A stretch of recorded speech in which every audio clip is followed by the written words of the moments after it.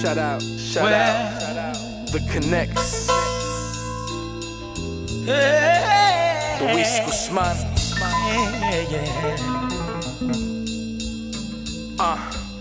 Don't ever go, never leave my side. Passion's all I have, courage is my drive. And if I lost you, I would lose it all together. I wouldn't have Welcome to I'm an Artist, Not a Salesman podcast, where we highlight the journey of entrepreneurs, creatives, and business people alike to showcase that every light and dark moment create a beautiful piece of art. This is episode 50, landmark episode. I am your host, Luis Guzman. My guest today is a New York native that made his first cake at 41 years old and has never looked back ever since. He is the owner and creator of the Cake Don, based out of Huntington, New York, with over 10 years in business. He is an artist in his own right, chefing up amazing sweet creations, but his upbringing and story of triumph is far from a slice of cake. Raised in Queens, New York, and being influenced by hip-hop and the graffiti culture, he unconsciously realized that his deep-rooted passion for aesthetic art would catapult him to where he is today. His talents for crafting up edible arts and amazing paintings and work of arts as well has earned him the right to work with clients such as Jennifer Lopez, Sebastian Maniscalco, Shaq, the New York Mets, the Wahlbergs family, Michael Strahan, and Aerosmith, just to name a few. A man that is spiritually connected to his gift and lives by the saying, trust your struggle. He embodies hustle, heart, motivation, and overall has a great heart. With those key main ingredients, he has baked his way to the top, and I'm excited to have him in our studio for our 50th milestone episode. Ain't nothing to it but to do it. Donerunno, welcome to the show, brother. Thank you, brother. Brother, thank you for doing this. I appreciate that was some man. intro, man. I want to meet that guy. Whoever that guy, I want to meet that guy. He's right here, man. We talking to him live and direct, man. That sounds good. Listen, I always, before we start, I always say I pride myself on doing research, getting to know the guest a little bit. I don't want to know too much because I like to be surprised. But I want to know enough that, and it's happening where people say, you know what, I appreciate that. Like, you actually took time. And because I've done podcasts myself where they didn't even know how to pronounce my name. Yeah. And I'm like, you got to kind of, understand the person's You could see that. You could watch the Today Show on NBC and you see they don't, and it's not just a podcast. Yeah. Major networks, people sit down and you go, they have no idea. Who they're talking to. No idea. What they're talking about. It drives me nuts. So again, I want to appreciate you because the audience doesn't know this, but it's raining like crazy outside. My man came from New York. We're in Jersey, so thank you so much for making time. Yeah, bro. I appreciate the invite, you, man. Absolutely, man. So I start off the podcast the same way. I'm going to start off the same way with you. Who is Donerunno?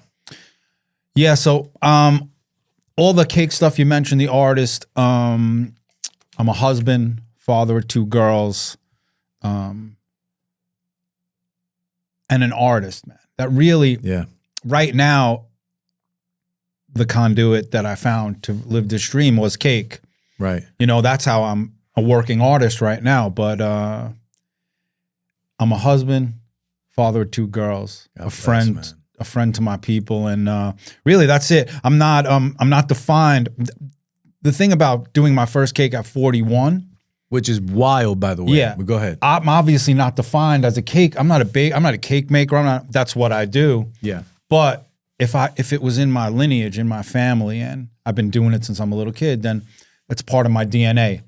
Cakes were never part of anything. We didn't have a bakery in the family or anything. Right. But I'm an artist who's been lucky enough to figure out how to make a living with being an artist, man. Creating, when you figure out, I create this, right? I spend my time. So my equity is my creativity. I make this. Yeah. And I can convince you to give me your equity, which is your money. Right. In exchange for this thing that I created myself for an artist, it's the whole game, man. It's what we're all out here trying to do. Yeah. Create something that somebody's going to give us their equity for my equity, which was what I create. And it took me a while. The road to figure it out took me until I was 41, man. Wow, I'm an artist my whole life, man. And I could never figure it out. Worked. But 41, made a cake, and now the sky's the limit. Making a living with art, man. It's wild to me because I'm 41 right now. And I feel like I'm just finally finding the groove, so to speak, of where I want to be at. So you're an inspiration to me because you baked your first cake at 41, and skies has been the limit ever since with the cake done in your business. But just the beautiful fact that you never gave up, and we're gonna get into your background and how you got to where you are today. But from what I'm seeing and noticing from your personality is that you're a go-getter, you're salt of the earth, you got a lot of passion and pride, and not just cakes, but as being a husband, as being a father, as being a good human being, right? So you kind of cultivated all that into this business, this blood, sweat, and tears, but there's I feel a real heavy sense of drive from you. Is that something that was instilled by your father, your mother, your family? Tell me about like the beginning of that drive. My mom, I'm an only child. Okay. Born and raised in Whitestone, Queens. So Queens. Right on the Queens side of the Whitestone Bridge, tucked right under the bridge there. Okay. You said you're 41? I'm 41 right now. Yeah. I'm a lot older. No need to mention the age. I don't care. I just turned 57, man. God bless you, man. You do not look it, dude. Thank you. Wow. I just turned 57 years old. God bless, brother. When's your birthday? July 18th. July 18th. Yeah, nice, so I just turned 57, and there's a lot that comes with the years, man. You stop flipping tables over and breaking shit. And there's a calm that comes in. My mom, I'm an only child. My biological father left when I was 5. Oh wow. And it was just me and my mom for a few Single years. parent mom, like single, yeah. And then my mom remarried, and had a father who raised me. But my biological father left when I was 5. It was me and my mom. I was a latchkey kid. So when my mom now has to go back to work, you got the key to the house. Yeah. I'm a Queens kid. I come home, I let myself in, and I would draw and paint and listen to my records, play the drums, draw, paint, play the drums. And it just became, I gravitated towards what I loved. Never was that kind of student, like, and was left, you come home, we just put the TV on. You raised by whatever those TV, 6 channels, or 2, 4, 7, 11, PIX. Yeah. It was whatever was on, and no whatever phones, no cell phones. So listen, we're from an era. We're the last ones, man. Yeah, we are. We're the last ones who were both. We got the beepers, we got the pay phones, but then we got the phone. And we had nothing. Yeah, we had nothing. Yeah. So I come from no phone, no cell phone, no internet, no hip hop. Wow. See, I had the hip hop, so that's different. Like you were in the precipice of when it was born. Hip hop. Yeah, there was no hip hop when you were young. Yeah, it doesn't exist. I'm a big rock. I love rock music. I love all music, but there's no hit. It didn't exist. The biggest genre of music on the planet was rock at that point, right? Yeah, it's rock music, which it's probably still. It probably all over the planet. Probably still is, but hip hop is the biggest. I mean, it's the trendsetter. Yeah. It's the trendsetter. It sets fashion. It sets sneakers. It sets NBA. It's hip hop. It's setting the trends before the trend is even. It didn't exist. Wow. Right. So now I'm an artist. I'm a music lover, and I'm just drawing. In my mind, at that age, I was probably thinking I'm going to be a comic book art. Okay. Like I would draw. I would take Marvel comics and I would just copy them. Got it. And then hip hop comes along, right? And I live in Queens. The birth of hip hop didn't just bring, hip hop music. It didn't just bring Rapper's Delight. It brought it brought a whole culture, man. Yeah. It brought fashion, graffiti. DJs, graffiti, breakdancing. So now this thing that never even existed now it's the heat. It's taking over. Everybody now in my circle, is now getting involved. We start breakdancing. Somebody's going to be a DJ. I'm obviously going to gravitate towards all these graffiti kids that I'm starting to see. And it felt like I was on board with this, like from the beginning. Right. I was just riding. You were this rocked movie. in. Yeah, you were locked in. And now if you look at my artwork, I'm still doing graffiti You're still artwork. Doing, I was going to say that. It's the fabric of everything I create comes from those early days, the stuff I saw. I used to take I would walk to the corner of my house in Whitestone. I would get on the Q15 bus. We would take the Q15 to Main Street, Flushing. And I would get on the 7 train. So for anybody who's not familiar with the 7 train, it goes through Queens. It goes through all the way the through whole Queens, borough yeah. of Queens to Manhattan. Got it. But each stop on the 7 takes you to a different neighborhood that's a different ethnic background. Diversity. So as we drove through all these stops on the train, you could jump off, get a different kind of food, get a different kind of fashion, get a different kind of music, get back on, and just keep riding. Those lessons that I learned on that 7 train, the fashion I was exposed to, the music I was exposed to, and back then, this is pre-Giuliani, New York. So the graffiti would stay on. They would leave it on the train. subways. Yeah, they would leave it on the train. People would do graffiti, and Yeah. you'd be able to see graffiti on the trains. They weren't scrubbing them every night. And these guys were like comic book characters. These legendary graffiti guys. Yeah. These guys were. We would see what they did, and nobody had a cell phone. Mm-hmm.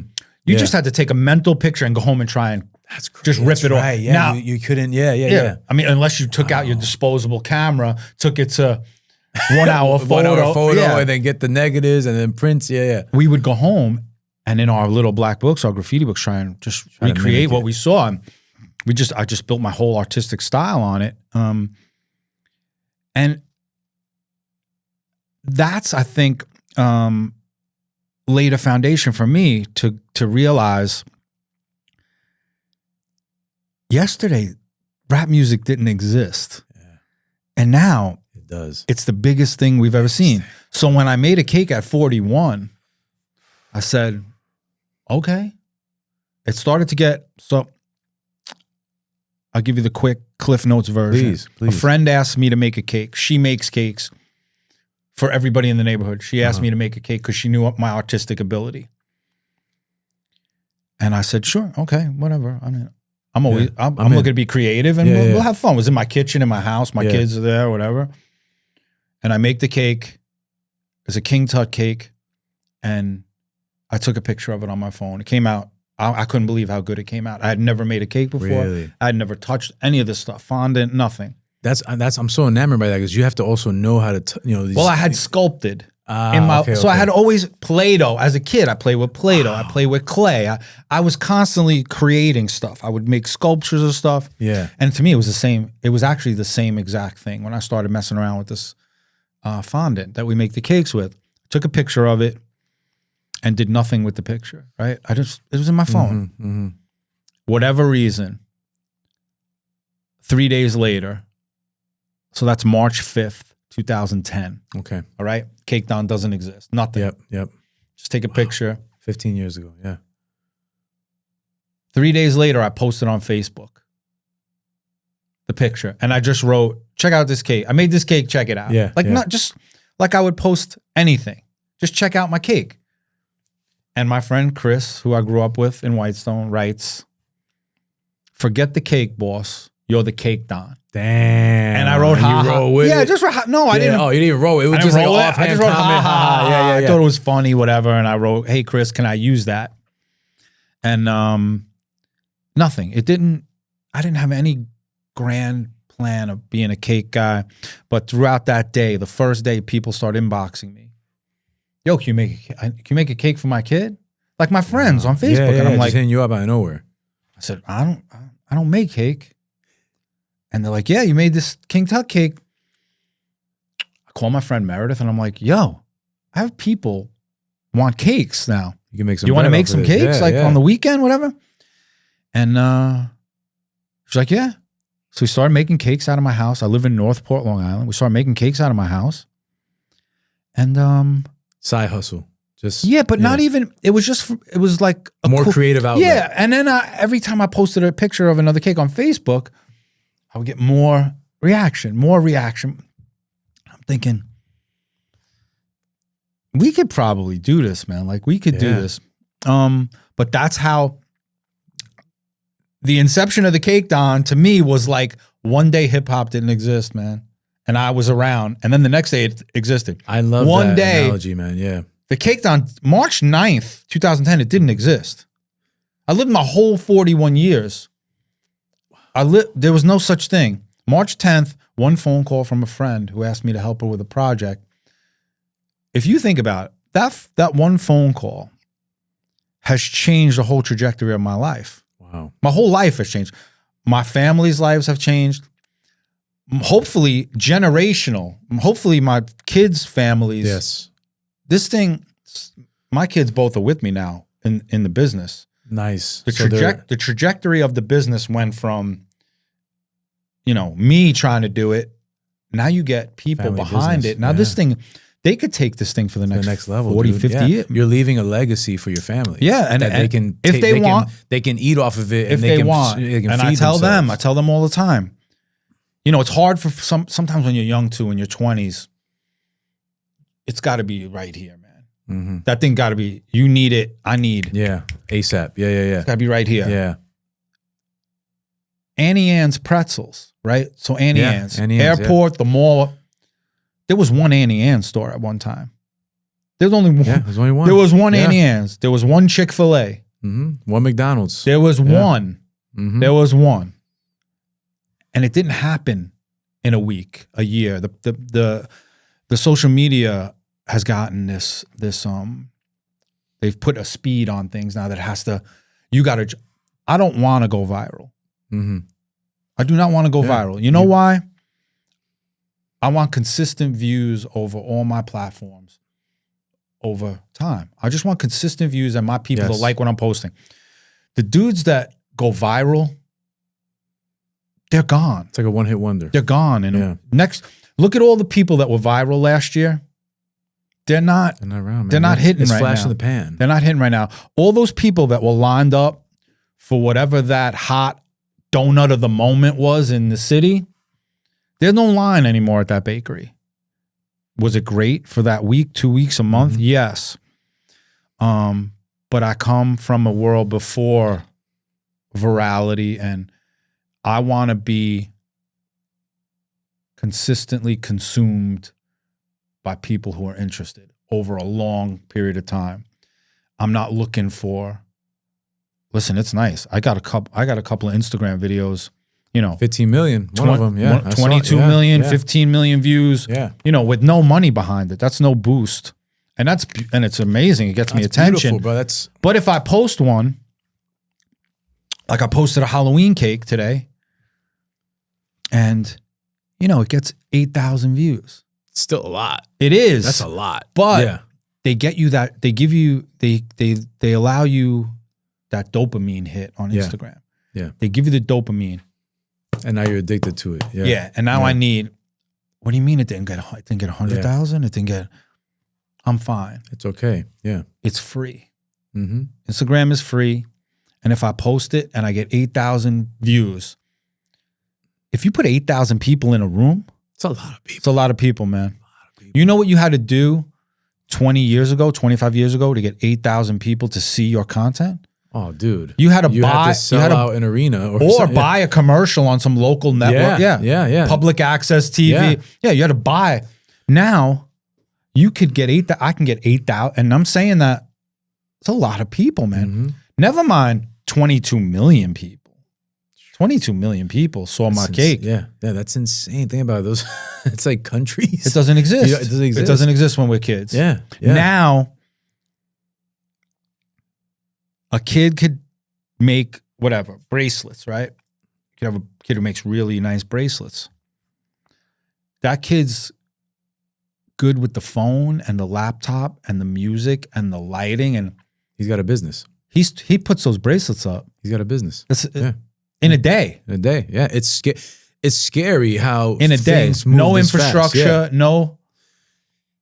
It's bugging me out hearing you say this, right? Because you're one of the last of the Mohicans. What I mean by that is you remind me of myself. I believe in the consistency, longevity. I love the hard work. I like this didn't work. Let me try again. Oh, this did good, but it could be better. But just the consistent growth going towards something and making it better. But just how social media has given us that instant gratification of 20 million in a room, it also has kind of tricked our brains into thinking, oh, I need instant gratification on these views. But that's not really the name of the game. The name of the game is how you feel. The theory of little by little, brick by brick. You're gonna get your highs and lows, but don't get stuck in that dopamine hit, because then you're gonna live and die off of that. It's like baseball. You're a baseball guy. You can't live and die by the home run. You can't do that. You did, my friend. Listen, we failed. We lost on our sword. I'm still rocking my team. I'm a Yankee fan. You gotta rep, right? Bro, I'm a Met fan, born and raised. Don't even Met get fan. me started with I'm these a born and Mets, raised man. Met fan. I root for the shirt. Mm-hmm. I root for the shirt, man. Yeah. I don't root for. The I don't laundry, go. Tom Brady now plays for the Tampa Bay Buccaneers. Now I'm a Buccaneer. Now he plays for the. I root for the shirt. Yeah. I hated Soto last year, Now you love him. and now I love Soto. Because you play for the He's laundry. on. You root for the laundry, man. Listen, there's not a more. I don't hate a player more than Bryce Harper. Bryce Harper. Oh, yeah. He's Bryce Harper, cocky. to me, well, he's you the- should, because he's a Philly guy and you hate. He's a you Met guys- killer. Oh, yeah. He And destroys you guys. he's actually become not much of a Met killer anymore. He's like but our Vladimir Guerrero. I don't. That Vlad. I mean, he got something. Vlad got something stand that personal, guy, man. bro. Yeah, he But hates if the Bryce Yankees. Harper put a Met uniform on next year, I love him, man. You'll love him, yeah. I root Yeah. for the shirt. I say something about my brand. I want to become an addition to your tradition. Mm. I'm not looking to break. I'm not looking to reinvent any. Yeah. I want to be an addition to your tradition. When you're on your way to your boy's house, you pick up whatever I pick up on my way to my friends, my fam. I want to become part of that. Yo, we got to pick up cupcakes from the cake down. Man. We got to pick up cupcakes from the cake down. I want to be an addition to tradition. I'm not looking to have this insanity laboo like Yeah. Listen, yeah. it would be nice. Yeah, but now what happens 2 months later? You see the story about the guy that an $8 billion loss because the trend went away quicker than it was created.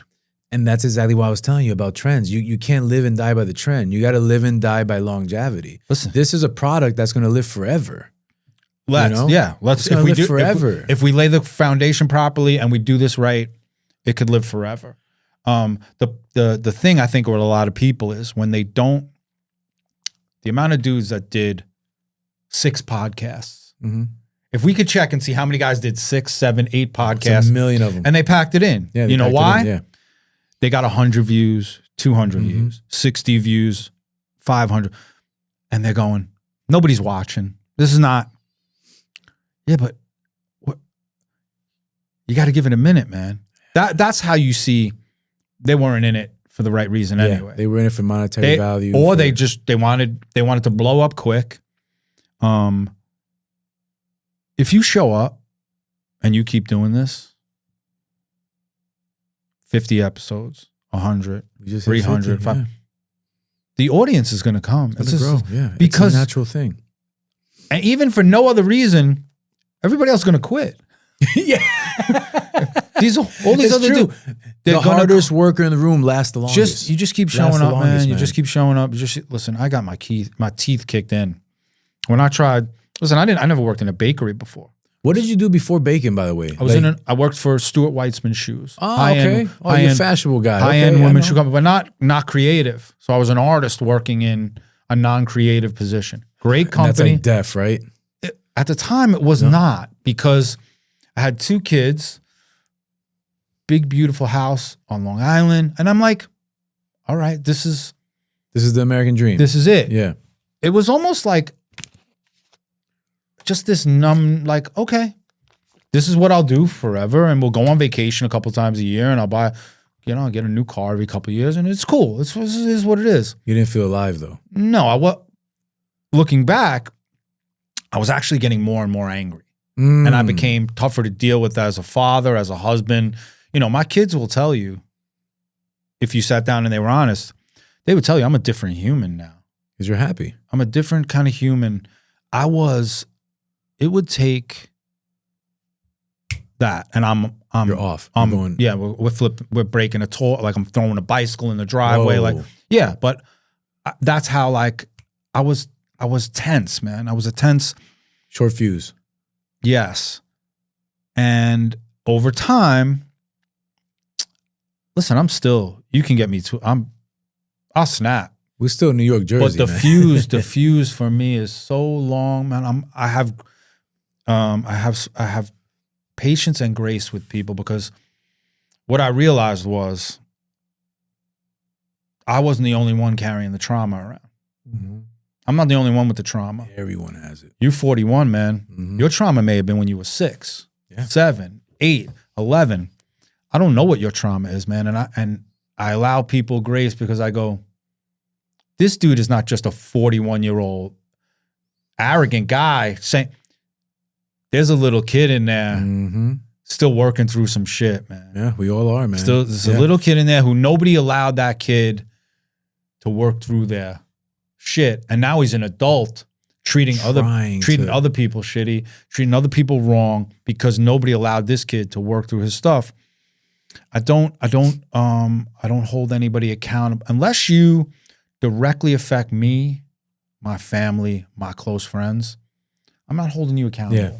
I don't. Yeah. It doesn't. Yeah. It doesn't serve. It is what it is, man. It is what it's your business. If you can act like that and lay your head down at night, that's your business. I can't get involved. But unless you're directly affecting my family, then we might have a different issue. But there's not enough time in the day, man, to worry about other people's. Yeah. And 9 times out of 10, no one's even thinking about you. And I learned that the hard way. It's like you overthink so much about what people's thoughts and ideas are of who you are, and at the end of the day, no one cares. And the older you get, the less they care. And when you turn 60, you're gonna realize no one ever cared whatsoever. You have kids? I have 2, stepchildren. One's 22, one's 25. Yeah, so I have 20. My daughters are 27, 23. 27, 23. God bless, man. Yeah. So see, we're kind of 27, 23, 2 daughters. The only thing that makes decisions for me right now is, how will this affect my daughters going forward? Mm-hmm. How are these 2 decisions going to affect my daughters going forward, man? That it has become the barometer for me. I don't use myself. I've in the past year, I've done some real work on myself. And have you gone to therapy? I was able to go on a trip out to New Mexico. Okay. And do some guided medicine. Ayahuasca? Not ayahuasca. I haven't met someone that's done that yet. That's why I was like, so curious. NDMA. I went out there, and it was a life-changing experience for me. Really? It was a life-changing experience. And I feel like when I came back, I feel like I left my ego out there. I feel like the decisions I'm making now, really none of it's based on me getting recognition or me getting what will benefit my business, because my business now is my daughter's business as well. This business is they both are now in it with me. Mm-hmm. And we make a smart decision with this business, these 2 will reap the benefits. 10 years, 20 years, 30 years from now. I realized the ego-driven decisions were like poison. It was like poison, man. Yeah. You pull in the driveway with that car that you bought, and you knew that monthly payment was twice what you should be paying, but you can't can't pull up at the spot looking crazy with the hat the hat. You know, you're going to pull up in whatever you knew it when you sign in that car in the dealership, and you're like, I know I shouldn't be buying this car, man, but you buy the car. I'm not a watch guy, but I mean, how many dudes are out walking around with a $30,000 Rolex on? They should not. Especially if they can't afford it. They should not be wearing, you shouldn't be rocking a Rolex. You should be putting that money towards whatever else to benefit you, your family, whatever. But there's men and women making ego-driven decisions because that's their dopamine hit. They're getting that dopamine hit. They get that new Chanel. Yeah. All of a sudden, I got a big ego. I feel special. Yep. Look at the views. Look at the views. They're hitting that pipe, man. Yeah. It's the new drug. They walk in the room and their friends go, oh, look at the. But a week later, nobody gives a fuck about that Chanel bag, man. And the crazy part, Don, is that when you speak to people like that in real life, like without a phone, they got no personality. No personality. You see how me and you are vibing, we're kicking it, we're talking, but we understand that nothing that we have on defines who we are. Just like you said in the beginning of the podcast, these cakes don't define who you are. It's an addition to who we are as a human being, but that's not the end all be all. But getting to your point, these people are living their lives hitting that dopamine, whether it's Instagram, social media, clothing, cars, watches, phones, ego. And then when you take it away, in therapy, they call it the id. You're feeding your id so much. But the adult ego is the person that says you got to pay your mortgage. You got to open the business at 7 a.m. But if you're letting the id take over your adult ego, there's no balance. And now you're all out of whack. And that's how people get into depression, suicidal thoughts, things like that, because you're letting all this material stuff dictate what your belief and worth is. There are dudes that love Rolex watches. I'm one of them. I love graffiti. Yeah. I don't want to put that out and make it sound like if you have a Rolex, if you have anything that's out of your means and you need it to justify yourself to the people around you, that's all I'm talking about. Say that again, please. Say that again, because no one understands this. Like, please keep going. We're hitting something here. There's a hole inside people, right? I've had it my whole life. If it was from my biological father leaving, I have no idea. Yeah. I have no idea.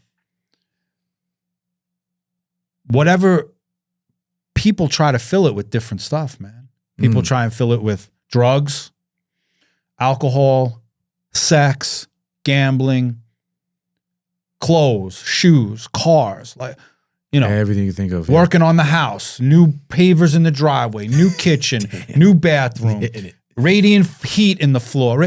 Come on, man. Seriously, dude. Yeah. I know. I got this floor. If that's in your means, you should have all of it. God bless and more. You. Yeah. You should have that, more. And I have friends that are living a life and they have all, like, they deserve it. They broke their ass. They've put themselves in a position. But there are people, and I was one of them, man, where I made decisions based on, ego. You know, I go buy the 740 IL BMW, and I got 2 young daughters, man. Yeah. Now, at the time, can you buy a 5 Series? Nah, man. I need that 740. I need that big one. M rims, black on black. Yeah. Thinking back now, stupid did decision. I need an $78,000 car? I mean, my little kids were little. Yeah. I could have taken that money, but that hit I got. That dopamine. You know, I pull up at school, pick them up. Ooh, big boy. Oh, look. Big body. Donerunno got a 740. Well, you know. That's the dawn. But you don't realize how silly. You don't realize how silly. Till you get to a point where, and at 41, I know I wasn't doing it yet, but now at 57, I'm starting to count the summers, man. I mean, you're still young though, man. 50 is the new 38. I get it. And I feel great. I really feel. And you don't look 57, by the you. way, dude. So, you know. But I'm counting the summers, man. I go in my head. Yeah, it starts bugging you out. 13 years, I'm going to be 70 years old, man.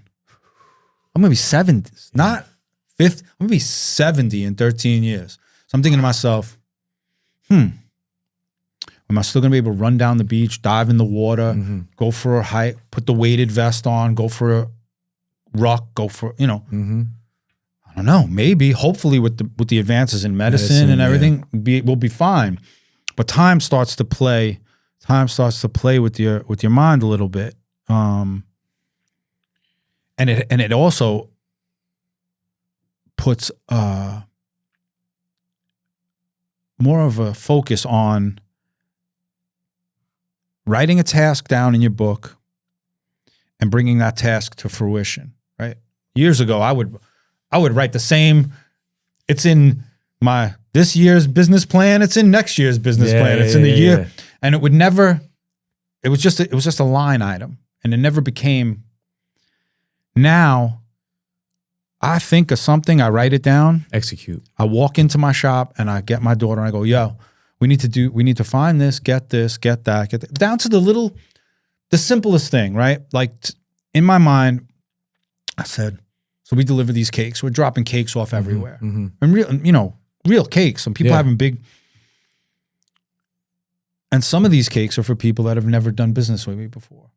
So in every box, I said, you know what? There should be something in the box where, to show how grateful we are for the business, they could come and get a free cupcake as a thank you. That's dope.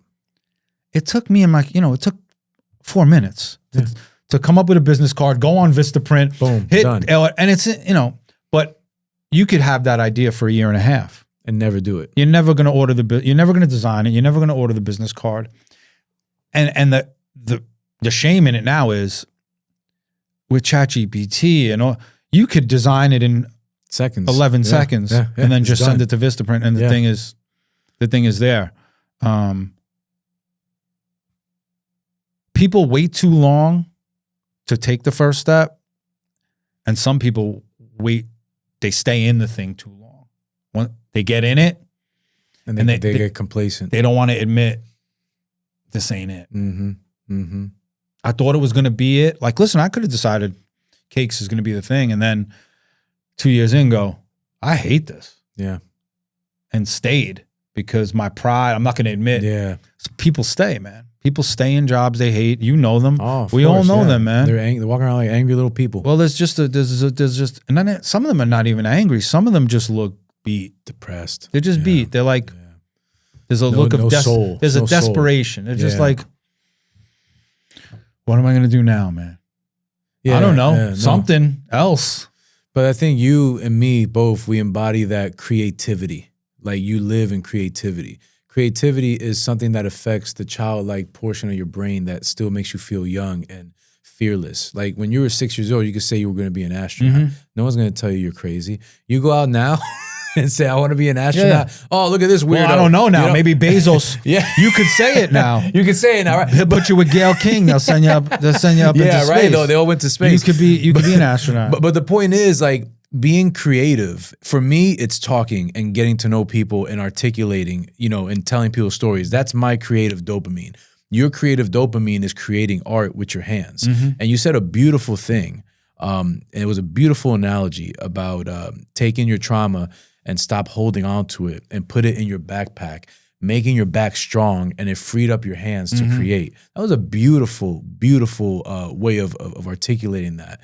And I wanted to ask you this because it still resonates with me today, that quote that you said.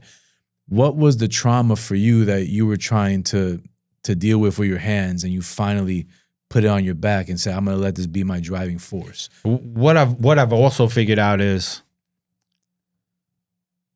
there's no sense in trying to figure out what is the cause of the trauma. Yeah. But it's there. I felt it my whole life, man. I knew it. I've felt it my whole life. Not enough, not good enough, not capable of, should I be in this room with these people? Do I deserve to be in rooms? Like, imposter syndrome. I still have it. I'm in some rooms, man. Yeah, no, I feel you. Come on, you're doing cakes for I'm the in Mets some rooms. Like, I'm in some rooms with some people, and sometimes I'm there. Are you bugged out? Like, whoa. No, yeah, sometimes I'm there, and I'm like, they're going to come get me out of here, man. Somebody's coming for me. And they're going to go, wait, who let him in? Who let this? But why do we feel like that as human beings? That we don't belong? Why? Everybody at the table's feeling it. They're all feeling it. They're all scared. It. But I knew I had it. I knew I was dealing with some stuff, and I was never brave enough. I didn't want to take the cover off the car, man. I just said, no, thank you. Let's leave it. I don't want to. I don't even want to know. Once I decided I need to fix this because it's got me in a chokehold. And I did some work on myself, some real work on myself, and continue to do work on myself, trying to just be a better friend, husband, father, business owner. The trauma, I can see it on people now.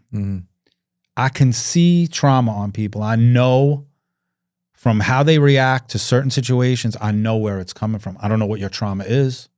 I don't know chronologically where it came to you, where you acquired it, but I could smell it on you, man. I'm like a dog in the airport I can feel you next to me. It's almost a kinship where I'm like, yo, I got you, dog. Yeah. I know, like I feel it. I can smell it. And once I said to myself, and the analogy came, there was a lot behind that analogy. There's a backpack is very significant in the graffiti community because you fill you put all your cans in the backpack and you go out at night. Yeah. And you go do graffiti with your backpack on. I love to hike and I always have my backpack with me and whatever. But if you've ever fallen down, right? If you've ever taken a good fall with your hands full, you're getting hurt. You're going to get hurt. If your hands are not free to protect you when you fall, you're busy holding on to whatever and you fall, you're hurting. It's a wrap, yeah. You are hurting. If your hands are free to cushion the fall,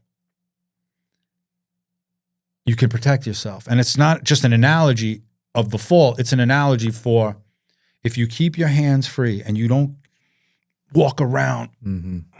Mm-hmm. You know, how many dudes you know? Yeah, they're angry. They look like they're just for no reason. Yeah, you cut them off, they're following you home. They want to stab They're coming. Yeah, yeah. There's Resentment. You free your hands up, man. You let it go. I know I'm never getting rid of it. Whatever the trauma is, I know I'm in possession and I'm gonna own it. It's mine. But I put it on my back. I can carry the weight and I can free up my hands now to create. And it's how don't think though, when I'm creating, I reach into that backpack and I pull the trauma all the time. You have to. For inspiration. Yeah, that's the drive. If you ever looked at some of my graffiti pieces, there's one major saying in a lot. Like I'll pick one major phrase, right? Trust your struggle. Dreams are real. Do it now, later becomes never, right? These are mantras I've You're talking to yourself. Myself over and over and over and over again. Yeah. Now I'm putting them in but if you look deep into the piece, like trust your struggle, but if you start looking through all the details, I'm writing stuff in there, man. I'm writing lyrics from songs that have been part of my brain from the first day I heard that song. The minor falls and the major lifts from Hallelujah. The minor falls and the major lifts. For whatever reason, that lyric resonated with me so deep. Who said that? That's Leonard Cohen. And then Jeff Buckley re-recorded it. It's in the song Hallelujah. Hallelujah. Okay. The minor falls and the major lifts. The major lifts. Yeah, man. Powerful, dude. Yeah. But you better be ready. It's all of them. It's both. Your faith was strong, but you needed proof, right? This is the song Hallelujah. Your faith was strong, but you still needed, like, show me something today, man. Yeah. I believe my faith is strong, but you needed proof. I need some proof, man. Yeah. And if it's one comment on Instagram, somebody followed me on Facebook, he kept throwing me. Here was some proof, man. My faith is strong, but I needed proof. I kept getting proof that I was on the right path. It's the people that keep getting proof they're on the wrong path and they don't change paths, man. The universe keeps telling them, yo, this ain't it, man. But they keep heading towards it. Your kids don't talk to you. Your friends don't talk to you. Your bank account is empty. You're taking a couple meetings a week for a 12-step program, but you're not really taking me, like, but they continue. I I got it. The universe is sending them all the signs. I'm giving you all the chips, man. Yeah, here you go. And you're going, nah, I'm good. No, thank you. I'm good. I'm good. The universe kept throwing me chips, letting me know, I know this is hard, man. And I know these panic attacks and the anxiety and you sweating and 4 a.m, getting up, drenched. It's coming. Like, don't. And it kept, I would be right at the edge, man. I can't do this no more. And this is you going through all this. Yeah. The panic attacks. Oh yeah. Wow. Anxiety, shaking. My wife would wake me up. She'd be like, you're talking. I was putting my family in financial ruin, man. Like I changed careers like this would be like you right now saying, I'm gonna be a florist. Yeah. Have you ever been a florist before? I can't. I don't know the first thing about doing flowers. So, yeah, but you know what? You're gonna start tomorrow. Yeah. And that's how you were. You were just. I'm gonna start right. So luckily, my wife had a great job. Right. And it wasn't just a 1 income house, but the house was running on 2 incomes, and 1 income went away. I see what you mean. 1 income went away. Yeah. So now, 6, 8, 10 months, a year and a half, 2 years goes by. You miss 3 mortgage payments in a row. Wow. You pay a mortgage payment. You miss 2 car payments in a row. So now you start telling yourself, how selfish am I, man? Yeah. I'm putting my family in ruin because I need to be fulfilled as an artist. I need to be fulfilled as an artist. And I would get to the point where I'd go, I can't do this no more, man. I can't. I'll go do anything. What was that moment that come to Jesus moment? They were endless. They were endless. But there was like a breaking point where you were just like, damn, I can't. There was 100 of them. Really? It was, I can't even begin to tell you, man. Wow. There was one day I ride a Harley and I had to sell the bike I had at the time. I had to sell it. Mm-hmm. I watched the guy drive out of my driveway with my Harley. And it was a feeling of, you can't even keep your motorcycle, man. Yeah. You can't even keep a motorcycle. How are you going to keep this house? Like what kind of you joking with yourself? You kind of lie. You're just telling yourself lie. He drove out of that driveway and I could remember the feeling. But it was endless. But there was also endless days of, it's coming. It's coming. Don't chill out. We got this. Yeah. Hold on, man. Hold on. Yeah. Hold on. It's coming. I was driving home on Route 135. So in the beginning, I went and got an entry-level bakery job. I just went and got a job at a bakery because I had no experience. After Stuart White's yeah, I said, I got to learn if I'm going to be, I would tell people I'm going to have the most creative custom cake shop on Long Island. And people would go, you're crazy. No, but they don't know me. They'd go, oh, cool. Okay. But that's how I never worked in a bakery. Right? Wow. But go ahead. I get a job in a bakery. I'm with them 3 years, learning business, the back of the house, the customer service. I had never been in retail. The whole time questioning myself, what am I doing? I'm 3 years into this journey now.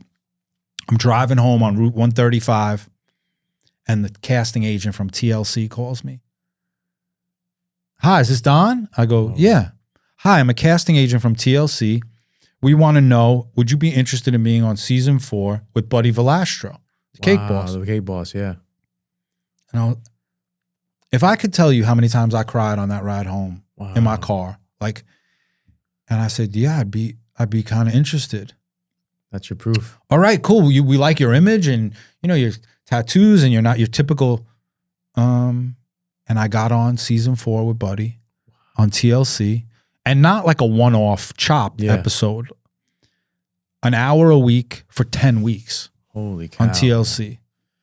Dude. An hour a week for 10 weeks. And this is 3 years in. 3 years in. You doing this. So we're talking 45, 44 years old? Yeah. So I'm like 45. 45 years old. I get on. And the show's going to end. Like we finished filming. We finished the episode, we're in the Venetian in Vegas. Okay, Vegas. In Vegas. We filmed the finale, and one of the producers goes, if you go back to work for somebody, after this, you're crazy. You should open up. You should open up your own shop. Now, just rewind. I didn't have 10 cents in the bank, man, at this time. I'm 3 years. I ran through everything. Wow. I ran through kids' college money. I ran through everything, just trying to keep paying the house. Yeah. I go, I can't open a bakery, man. Like, show airs. Not long after the show airs, I end up opening my first shop. Wow. I opened my first bakery in Westbury, Long Island, Carl Place. And for 18 months, I was my only employee. It was me in this bakery. No, not even your friends, nothing. You were by your dolo. Me. Wow. I couldn't even pay me. Yeah, you couldn't pay. Yeah. Wow. Me. Phone, email, fill the cake, ice the cake, decorate the cake, deliver the cake. It was me for 18 months. And I kept getting little signals. Yo, it's coming. It's coming. It's coming. And then like 18 months in, I was able to hire my first part-time employee. And all along the way, the signs get bigger sometimes. You get a real sign like TLC. You get a real sign. Yeah. I get a call from Aerosmith. You get a call like that. Yeah, you go different ball game. I'm in the right place. I'm where I'm supposed to be, man. This is a crazy story, by the way. I'm curious to hear about this. Yeah. How in one day you go ahead. You get me hype. But when I get the signals, I don't dismiss the negative signals. I allow myself to be real with myself and go, you probably made the wrong choice here, man. You need to correct. Most people they'll throw it away and they'll focus on the Aerosmith cake. They'll focus on the J.Lo, whatever. And they'll keep ignoring the small stuff. I focus on both equally.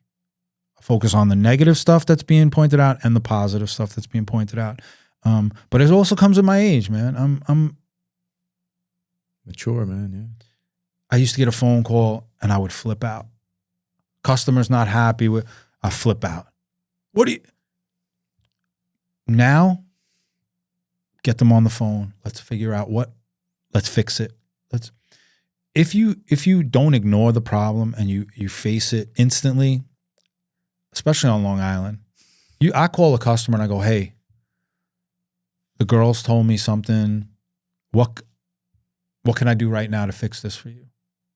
What could I do in the future to fix it for you? I get on the phone. I never say like,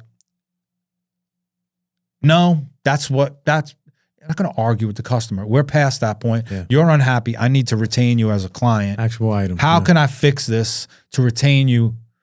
Customer acquisition. I need to keep you. I have you. I need to keep you. Once you do that for these people and you tell them, let me make it right. They're happy. Yeah. And most of them go, you know what? I appreciate the phone call, man. Thank you. Yeah. I don't even need any. Yeah. I need nothing. That's the artistry that I talk about so much on my podcast is stop calling me a salesman. This is art. And that right there is a form of artistry, is to have somebody so upset and so emotional about their cake or whatever the case is, and you get on the phone, you disarm them by just making them happy and really seeing them as a human being, not seeing them as a dollar sign, killing the ego, destroying the ego so you can grow your business. This is all artistry that if you were still hard-headed, if you were still ego-driven, you would have blacked out on every customer, whether right or wrong. But you having that maturity now to understand, okay, how can I make this better? Those words right there will automatically de-escalate the whole situation. You'll get a good review. They'll recommend you to your friends. And most of the times, because it happens to me in my business, they tell me, don't even worry about it. That's why when you said that, I laughed. Yeah. Because you hear that a lot. Don't worry about it. I just wanted to vent. Because sometimes they just want to vent. And the 9 out of 10 that will say that, the 1 out of 10 that doesn't, you didn't want to retain them as a customer anyway. No, they're not for you. That was not your customer. No. I've gotten to the point now where I can actually tell customers during a consult, I'm not the guy for you. We're not the right fit. I'm not the guy for you. Yeah. And they take it personal. They do. They said, what do you mean? You do all my friends' cakes. And I go, I could tell this is going to end bad. I could tell this is not going to end It's well true, for either one of though. us. And I can do that now. In the past, when I was coming up, you couldn't do that. I need to hold on. I need every customer, and then we would go, okay, so that cake's going to be $400, and they would go, oh, I didn't want to spend that. Back then, I would go, Oh, I'll do it for $350. how much do you want to spend? Yeah. I just needed to get. You have to business. get the bread coming in. Yeah, Now you're selective. I go, listen, this is what it is: gas, electric, insurance. Payroll tax, and not to bring the ego back, but I'm sorry, you've earned your right to charge your price based on your client list. I'm sorry, like Jennifer Lopez, the Giants, the Mets, Aerosmith, like, dude, I'm sorry, you've earned the right to be selective. I appreciate you saying so, man. And it's not about ego. It's about I work hard. And I deserve to charge what I charge because I know my value and my worth. Not because I'm trying to, kill you, but this is my artistry. This is what I do. I love this thing you mentioned, and I come from. I was a rapper for a long time in the music business. This was always the magical 3 words. What's your budget? You use that word when you talk to the road manager of Aerosmith, and I love that because you automatically now put the pressure on them because you can't cheapen your artistry. And then you hear a number, okay, I can work with that, or whatever, and then you kind of work through negotiation. But you can't just like automatically dismiss all the great things you've done. There's nothing wrong with $100 cake. Nothing, yeah. But if you need to feed 500 people, I can't make you $100 cake you can go and there's cakes you can get, and there's nothing wrong with a Costco cake. Yeah. Costco cake's delicious. I rock a Costco. You rock a Costco. I rock a Costco There cake. are some events should have a Costco cake. Not a wedding. If I walk into a Mercedes dealer and I ask, how much is that car? And it's more than I should spend, I can't get that car. If the cake is more than you should spend, you shouldn't get that cake. 100%. Yeah. The nice part about what I've been able to do is I've priced our product fairly. And I'm still not the most expensive guy on Long Island. There's actually other spots. And I'm not saying it cocky. I'm not saying it. I'm saying it. Our work is the most creative cakes on Long Island. I agree. Our stuff is a Tiffany style product where it is a different kind of cake. But there are other bakeries that are charging more than me. They've been open for 40, 50 years. They've built up a reputation. They could charge whatever they want. So what happens is I give the price, the customer goes, okay, and they go shop around, and then 3 days later they come back, they go, we're gonna order that cake, and I go, yeah, no shit. I know you're. But you know the game though. I know you know the game. Yes. And my business is the same thing. They got to get 3 other estimates, and they come back to me. You're such a nice guy, and your price was fair. But I already knew that. But you got to let them do their due diligence, which is fair. I get it. Go right? figure it out. You got to do your due diligence. But you understand, going back to quality and reputation, you're good, whether you get the sale or not. You miss one, you get 30. That's the way the game works, especially if you just keep showing up. Repetition. It's like baseball. The more you keep hitting that ball, you're gonna get nicer at it, and before you know it, you're gonna get the hits. Yeah, you got the hits. We've realized the customer service and the experience at the consultation table is everything, man. The way we treat people, this is not a service that a bakery is. First of all, I'm not a bakery. Like, you can't walk in and get rolls and cookies. Yeah. And I sell cupcakes and custom cakes. And I'm a custom cake shop. I like it, bro. This is it. We sit down. I'll talk to you about your cake for an hour and a half. We'll design. We'll go whatever it is. Most places when you walk in to place an order, there's a high school girl behind the counter, and she's taking some notes. You're not sitting with the owner of that bakery, man. It's not happening. We're a different. My business didn't exist, and we're we're still creating it as we go along. Like Trailblazing. I do a graffiti piece, I post it on my Instagram, and it sells that day. It's crazy. I posted a bear brick, this bear sculpture. Oh, okay, yeah. Yesterday. Yeah.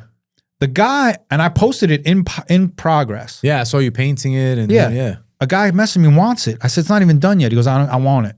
Bought it before it was done. Whoa. Yeah. It doesn't make it, like, as an artist, you go, I used to do art my whole life, man. Nobody saw it. Nobody cared. Nobody wanted. Yeah. I have found my story resonates with a lot of people.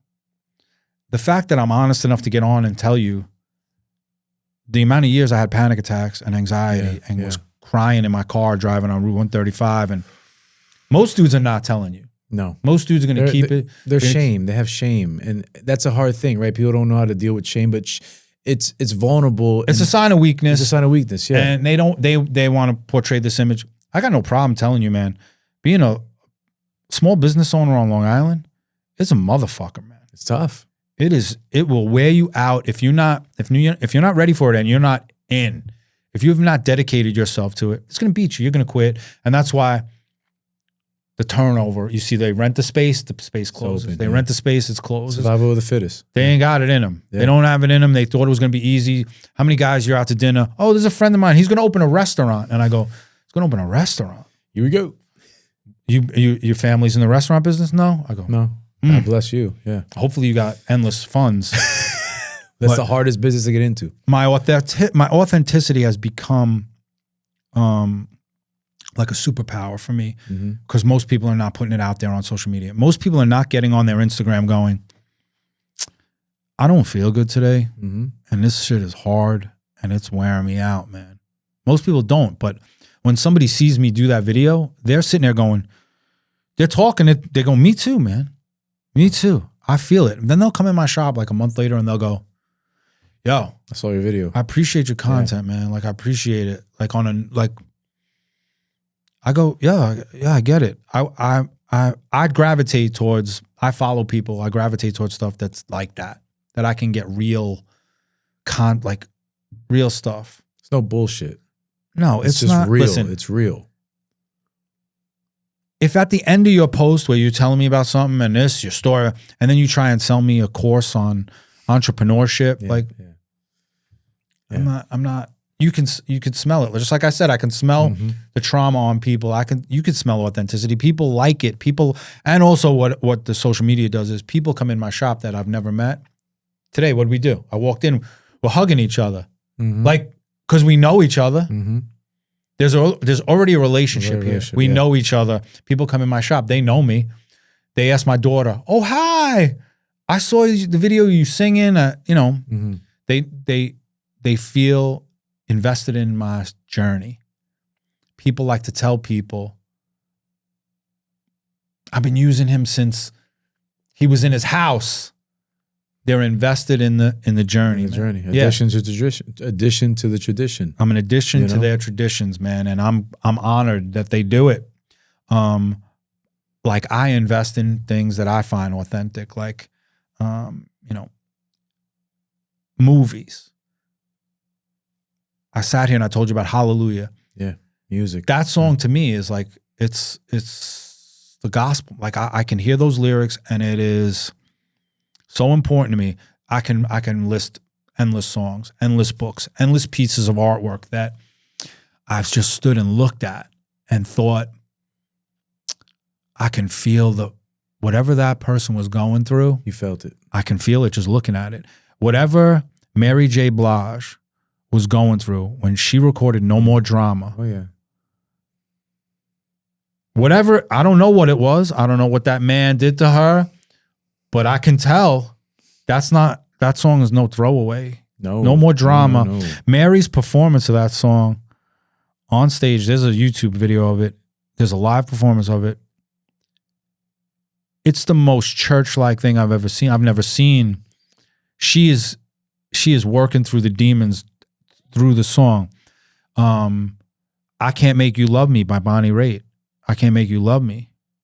I mean, this woman her heart is breaking. I can't make you love me if you don't. These songs were not written, laying on a beach in Cabo with a cocktail and the sun and the rainbows and the dolphins. These were written, somebody was in a fetal position, laying on the floor, their emotions just pouring out of them, man. Certain movies you see, you go, whoa, that's a different kind of movie. Yeah. Certain articles you read, poems, that's the stuff I'm drawn to, man. I'm drawn to what was that? What created that? Yeah. Like, what kind of, I can tell. Listen, there's nothing wrong with Pharrell, and there's nothing wrong with Happy, and that's beautiful. So yeah, it's beautiful. It's a great song. That's just not the soundtrack of my life. My life is these other songs, other music. The pain, man. Yeah, man. Ghostface and Mary J. Blige, all that got is you. When he's talking about the roaches in the cereal box, eating cereal with water, and like those are real stories. Yes. That, you cry listening to that. The rap music that was the original Wu-Tang. I'm a white kid from Whitestone. I know nothing about Shaolin. I'm not. Staten Island. I know nothing. Yeah. I have no knowledge of that. And the Nas on Illmatic rapping about the projects and Queensbridge, and I have no experience, but I related to his anger. Mm-hmm. I related to the energy that they were trying to get across, whatever they were carrying. The pain. I knew it. Yeah. My pain was different than their pain. Whatever I was dealing with is different, but I felt it. I could tell where I said, this is familiar to me. I'm drawn to this. Rage Against the Machine. When Rage Against the Machine came out, the energy of Rage Against the Machine was, it was in an era of really plastic, fake music was really popular. Rage Against the Machine came out. I immediately resonated with it. Just the energy behind it. The message doesn't have to be my message. Yeah. You say something. When I write Trust Your Struggle and I do graffiti, Trust Your Struggle, my struggle is not your struggle, but the message is the same. Mm-hmm. Whatever your struggle is could be dealing with a sibling, dealing with, my struggle is a different struggle. But when we say to each other, trust your struggle, the message is the same. That's the stuff for me that's important to me. And I think that's what's kind of setting my business apart from other businesses. Very rarely will I go on. How long we've been talking now? Probably over an hour already. Right? How long? An hour? See. Yeah, about an hour. Right. So have I mentioned a cupcake, a fudge, a canola? No, I don't talk about it, man. That's what sets my business apart. Most dudes you'd put them in the chair and it's time to brand. We have a cannoli filling and we have a fudge and we have a vanilla cake and they're gonna horseshoe the plugs in. And you know what's funny, Don, is that I've had that in the past, and those are the episodes that don't resonate. Yeah. And my wife is my biggest critic. She's my biggest fan, and she'll tell me this ain't it. Yeah. Like this person felt fake. They felt scripted. They felt like they were just not being their true selves.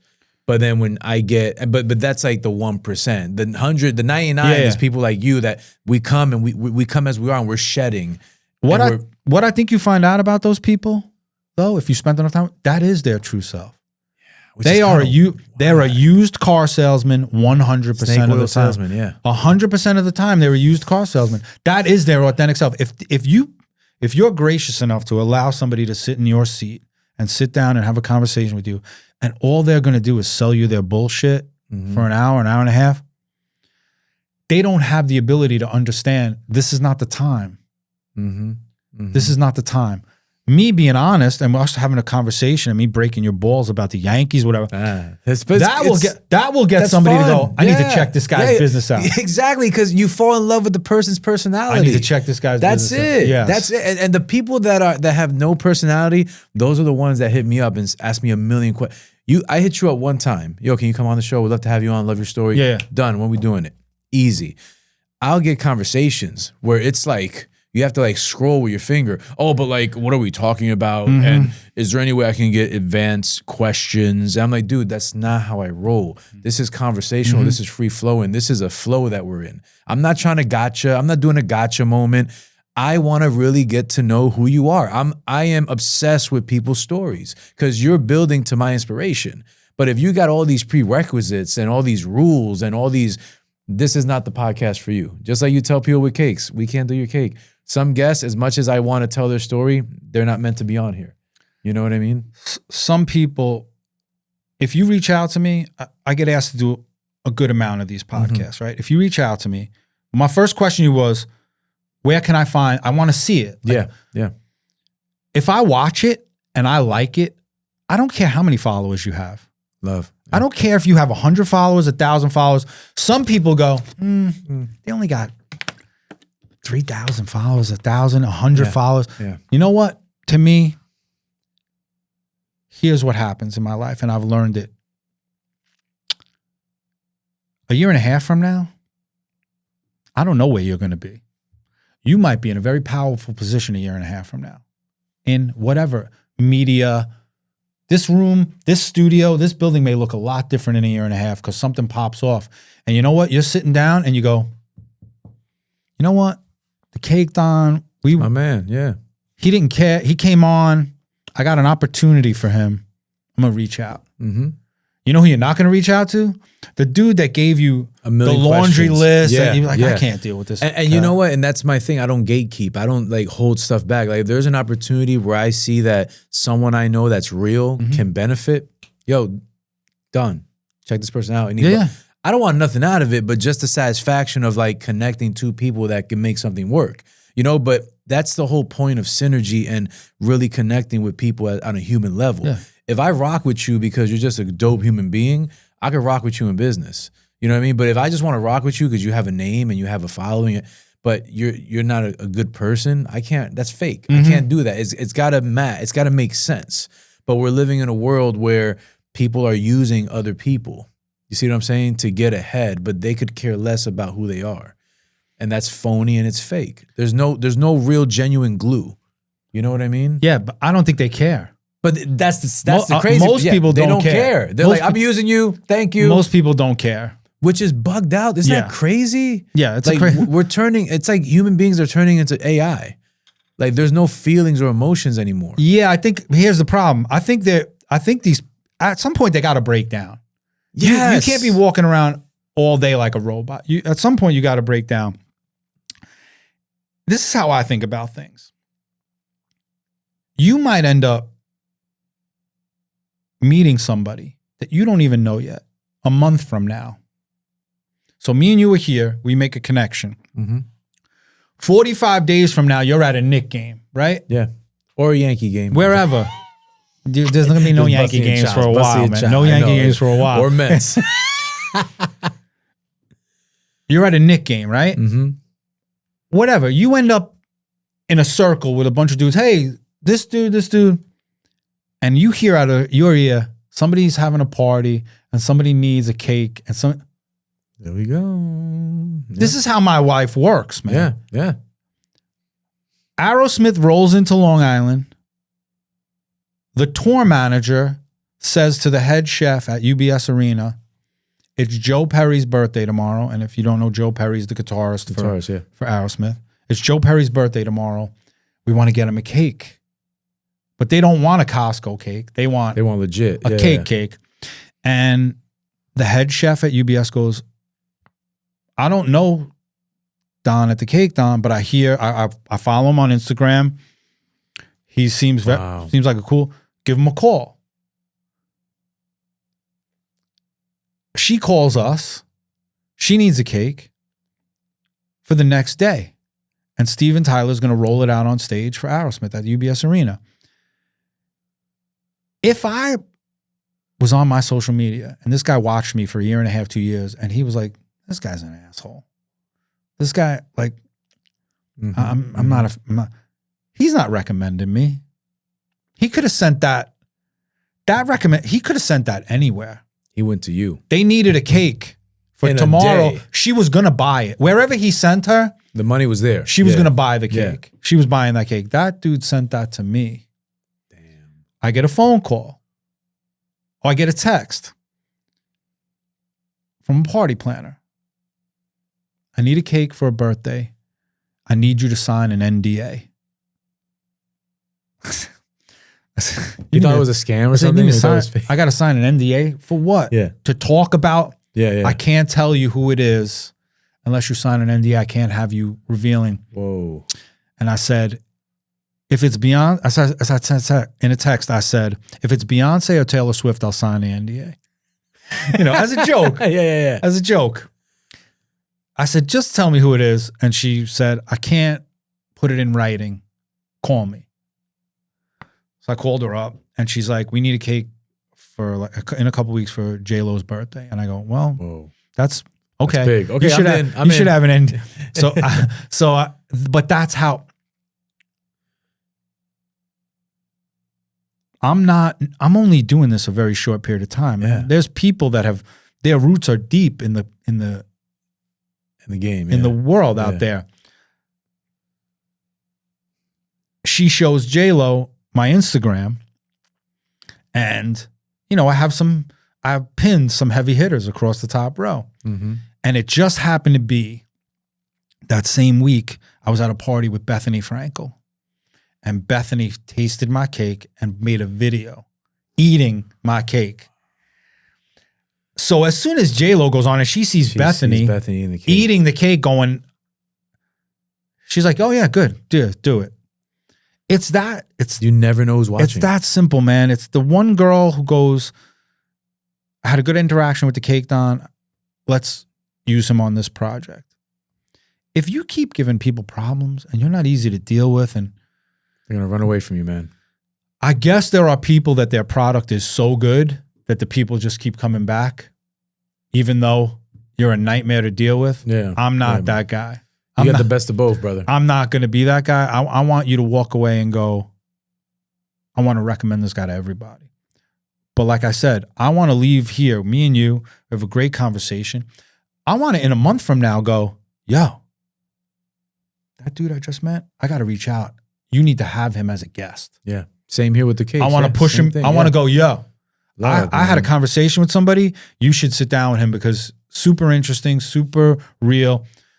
That's how you're going to get the best guests. Absolutely. You're not going to find all the best guests. No. You got to rely on your people now to go, Yeah. yo, I heard some podcast. This cat It's a network. Yeah. This cat is talking about some stuff. You listen to Rogan? Yeah. Listen to Rogan. Rogan will say all the time, when he has a guest on for the first time, he'll say, I saw you on such and such. So-and-so. I saw your documentaries. I saw you on so-and-so. I saw you on He doesn't so-and-so. go off the hype. He just goes off the Well, feeling. he dug it. Yeah. I mean, you Yeah, could tell that's some it. of the people he has on, you're like, what is... Yeah, I'm confused. Yeah, but it will lead me now to go, I know nothing about this subject. I want to go now. Listen, I knew nothing about the Comanche Indians and traveling across the country hunting buffalo. But because I listened to it for 4 hours on Rogan, I went down the rabbit hole on There you YouTube, go, man. yeah, Like and- I got to now, I have to investigate it, man. But the beauty you're saying with that is how people talk about your cakes. They're going to listen to this podcast or see you somewhere and say, oh, let me do some investigation. And the same thing you just did, everyone's doing for you and everybody else. You just got to show up. But can you keep their attention? Yes. Can you keep the attention? The attention is this. It's like So the mercurial, Instagram video now, what will make you go, your reel will go viral. They have to stay on your reel for more than 3 seconds. If they go like that. If they go like that, their Instagram will not push your reel. Yeah. So if they stay with you for more than 3 seconds, you'll get the hits because they start now pushing you to non-followers. Non-followers. Right. And that's what's going to get the 22 The million. 22 Yeah. Yep. They'll push it to non-followers. So if they find you intriguing, interesting, not everything you post is going to be a hit, but if I can be as real as I want and they can get a little insight into who I am as a father. Listen, you go rewind an hour and a half ago when we first sat down, you asked me who I am, tell the people Most salesmen were going to give you the sales pitch. I said, I'm a husband, a father, and a friend. I'm a husband, a father, and a friend, man. That's it. That's it. I don't know who I'm going to be next week. I could be an author next week. I might call you up in a year and go, yo, can I come on? Can I talk about? Listen, I've been writing this book and every time I look at the pages that I write, it doesn't look like a book yet. At some point, you're going to finish that book. I'm going to look at it and go, looks like a book, but I'm going to be an author, but I'm going to be a jewelry designer. I'm going to be, when you ask me who I am, I'm going to say I'm a husband, a father, and a friend, man. That's who. I'm never going to get on and say I'm an author. Yeah. I'm a playwright. That's what I am. This is what I do. And I think that's why people resonate and kind of like are gravitating towards you and your business, because you're just a real dude. You're not trying to act like somebody you're not. You're not trying to push me on cakes or get this flavor or this. You're just being you. And I told you this before we started filming. My podcast is 90% who you are, 10% what you do. And people have to buy into the 90, and then they'll get all in on the 10. You see what I mean? Yeah, so yeah. I think you're successful. I know you're successful because number one, you're feeding your fuel of creativity through your cake designs, through your artworks, your graffiti background. You're feeding that need that your inner child really needs to feel fulfilled. You're inspired by movies. You're inspired by music. You said you started March 9th, there was no Cake Dawn. March 10th there was. March 9th, Biggie died. There's a lot of music like I'm seeing correlating with your story. It's bugging me out. We've been sitting here for all this time, and I didn't once mention I chased a record deal for over 20 years. Come on. You used to spit? No. Oh, I'm a drummer. I'm still a drummer. Oh, get out. Okay. I thought, well, you give me rapper vibes. That's why I don't know why, but like you could probably drop a mean 16 I probably right now. could. And I should never. And should Go never ahead, in public. drop it. We'll go believe me, viral. I've tried. I chased a record deal for a long time, man. Get out of here. Yeah. Over 20 years, I chased a record deal. And I know you remember. Listen, I played the Limelight, the Cat Club. We played everywhere. Wow. Yeah. You would stand outside the club. We would hand out CDs, man, cassette. We would free, like. I used to do the same thing. We would CDs, hand out flyers. Hand to hand, yeah. Hand out flyers. When it came time to promote the cake business, I promoted it like I was trying to get a record deal. That's what I do with the podcast. I promoted it like I'm trying to get a deal. I'm not gonna show you me, with a rolling pin and some flour and a mixing bowl. I showed people in the beginning me with a can of spray. People were like, I don't know what is it a bakery? Is it a cake shop? I'm not sure what this cat is. Mm-hmm. I promoted it like I was trying to get a record deal. And I think that's what set me apart. And I realized people will invest in the brand if they believe the person in the face of the company. Mm-hmm. People will invest their money and time if they believe in the person. A lot of these brands, the founder doesn't feel comfortable being in the spotlight. And I get it. Sometimes it's odd. They say, I'm not comfortable on the microphone talking. I don't like to talk. Mm-hmm. Now you could go and generate spoken word, text in your own voice. Crazy. And post it on Instagram now on my videos. I don't know if it's doing it for everybody, but for whatever reason, and I'm not even picking it as an option, it's giving me my reels of me speaking in English and Spanish. Whoa. So it's showing me. That's crazy. I'll show it to you when we're done. Yeah.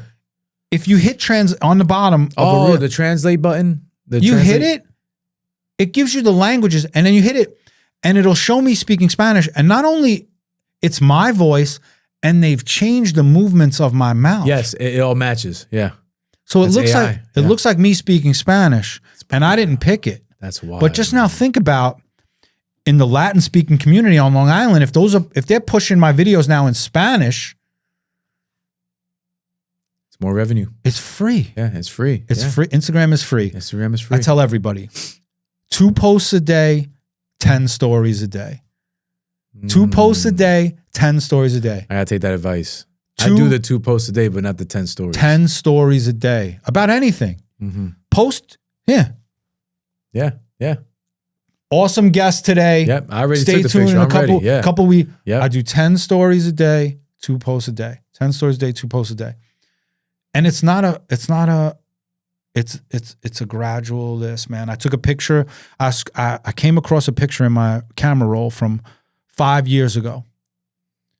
And I had 18,000 followers on Instagram. 5 years ago. 5 years ago, I had 18,000 followers. Wow. I'm almost at 90,000 followers. Bless him, man. But it's 5 years, man. It's a grind. Every It's a day, grind. all day, post every day, post all day. 10 stories, 2 posts. 10 stories, 2 posts. You know why? Because if I don't, somebody else is going to post. And they're going to steal your attention away. And if I post a cake today and wait 3 weeks to post another one, yeah, no, you need content. I got to get you on the day you need the cake. You got to constantly be in their face. So if I post every day, I'm going to get you. Yeah, you're going to get sooner me. or later. Yeah, it's just It's your kid's birthday. It's your anniversary. It's every day. Something's going to hit. Every day, every day, every day. I post, the phone rings. Hey, I just saw that NYPD cake you posted. I need it for my friends retiring. But if I don't post, no one knows what you're doing. They forget. They And they forget. They forget. It's gone. It's out of there. Listen, last year, I'm the biggest Met fan there is. Me and my family, I've passed the curse on to my kids, right? Last year, what Jose Iglesias did for the New York Mets with that OMG, the song. Oh, yeah, that was a movement. You don't even remember it. That was a movement. That's gone. It's gone. Yeah, they didn't resign him, right? No, they didn't bring him back. Yeah, he's with San Diego, but that was on every paper, every news. If that's gone already, nobody's going to remember my cake if I don't keep posting. You got to keep going. Jose Iglesias changed New York City. OMG. Every day. Shout out to my man J-Mac. J-Mac Customs, who made the OMG Oh, he sign. made the OMG. Oh, wow. He's actually made some artwork in my shop. Oh, dope. And if you don't know J-Mac Customs, go check him out. He's a gentleman. And he was able to get that OMG piece to Alex Cohen, the owner of the Mets. And for whatever reason, she said to him, I'm going to drop it off in the clubhouse. She dropped it off in the clubhouse. Now, listen how crazy this story is. She drops off the OMG piece he made he woodwork. He does this beautiful stuff. If the Mets win that game, they're going to let Iglesias perform the song on the field that night. If they lose, they're not doing the song. The Mets end up winning the game. Jose Iglesias is now going to perform on the field with the team. And the song is, oh my God. Oh my God. He has the piece Up in the air, like. What are the odds that J-Mac delivers that piece on the day that Iglesias is going to release the song and sing it on the field? There is no. That's wild. That's not a play, a movie. You wouldn't believe it if somebody put it in a movie. You'd say, that's what happened. And then every day after, that OMG became the battle cry for the Mets, man. And my friend J-Mac made that piece. And you were able to see it on every daily news, Newsday, New York Post, ESPN. They used it everywhere. But the reason I brought it up was Jose Iglesias was the heartbeat of the Mets last year, that OMG. And this year, it's gone. Nothing. Nobody even, it's not even a blip on the radar. It was everything last year. If you don't stay consistent and push yourself and just stay in people's faces, keep putting the product out, they're going to forget. They're going to forget. They're going to forget you, man. You got to just keep putting it out. And if nobody reacts, I don't care. You know, they might react tomorrow, or they might react in a week, or they might react in 2 weeks. Every day, all day. If you can't, for yourself, for the love of your creation or your job or your company, your garage door business, your whatever it is you make, bricks, you're a landscaper, if you can't post twice a day and post in your stories every day, how committed are you to your business? Yeah. How committed are you? Right. Do you really want it? If you tell me, people look at me and they go, I don't have the time to do that on Instagram. I go, you don't have the time to do that? You're sitting for an hour scrolling through other people's Instagram. Seconds, yeah. You're looking at some other dude's Instagram for an hour. You're a you don't have the customer. time to tend to your own business. You have the time. Whatever reason, your insecurities are stopping you, whatever it is. But stay in the people's faces. The reason you called me, my shit kept popping up. Yeah, I was like, damn. You're like, I gotta get this guy on the podcast. And again, it was also the aesthetics and who you were as a person. Yeah, when I did my digging, I was like, because you could have 1 million followers, 500, but if the person's just like whack, they're whack. But it hit like, wow, this guy's an artist. Yeah, we're from the same ilk, north, we're from the same generational. Yes, the there's music, a lot of commonality. The New York sports, the whatever. There's a lot of commonality, and like I said, you got to get along with the people. In my opinion, my theory with this podcast, I need to actually like the person that I'm interviewing. I mean, I can make a phone call and get somebody on here that has a huge following, but I don't believe in what they're doing, and it's not for me, and that's okay. God bless them. Good luck. But I'm sorry, this is not the podcast for you. I'd rather earn my stripes the right way with integrity and really feel comfortable knowing that I interviewed somebody I like. Because I just can't have somebody in the chair that I don't want to really be around. Oh, but they got 1 million followers. I don't care. There's something to be said where I can say the first time I heard this dude talk was on your podcast. Yeah. That's a powerful thing. That's a thing, man. I live for that. I found this guy. And this dude's whatever, he has changed my opinion on something, and I found them here.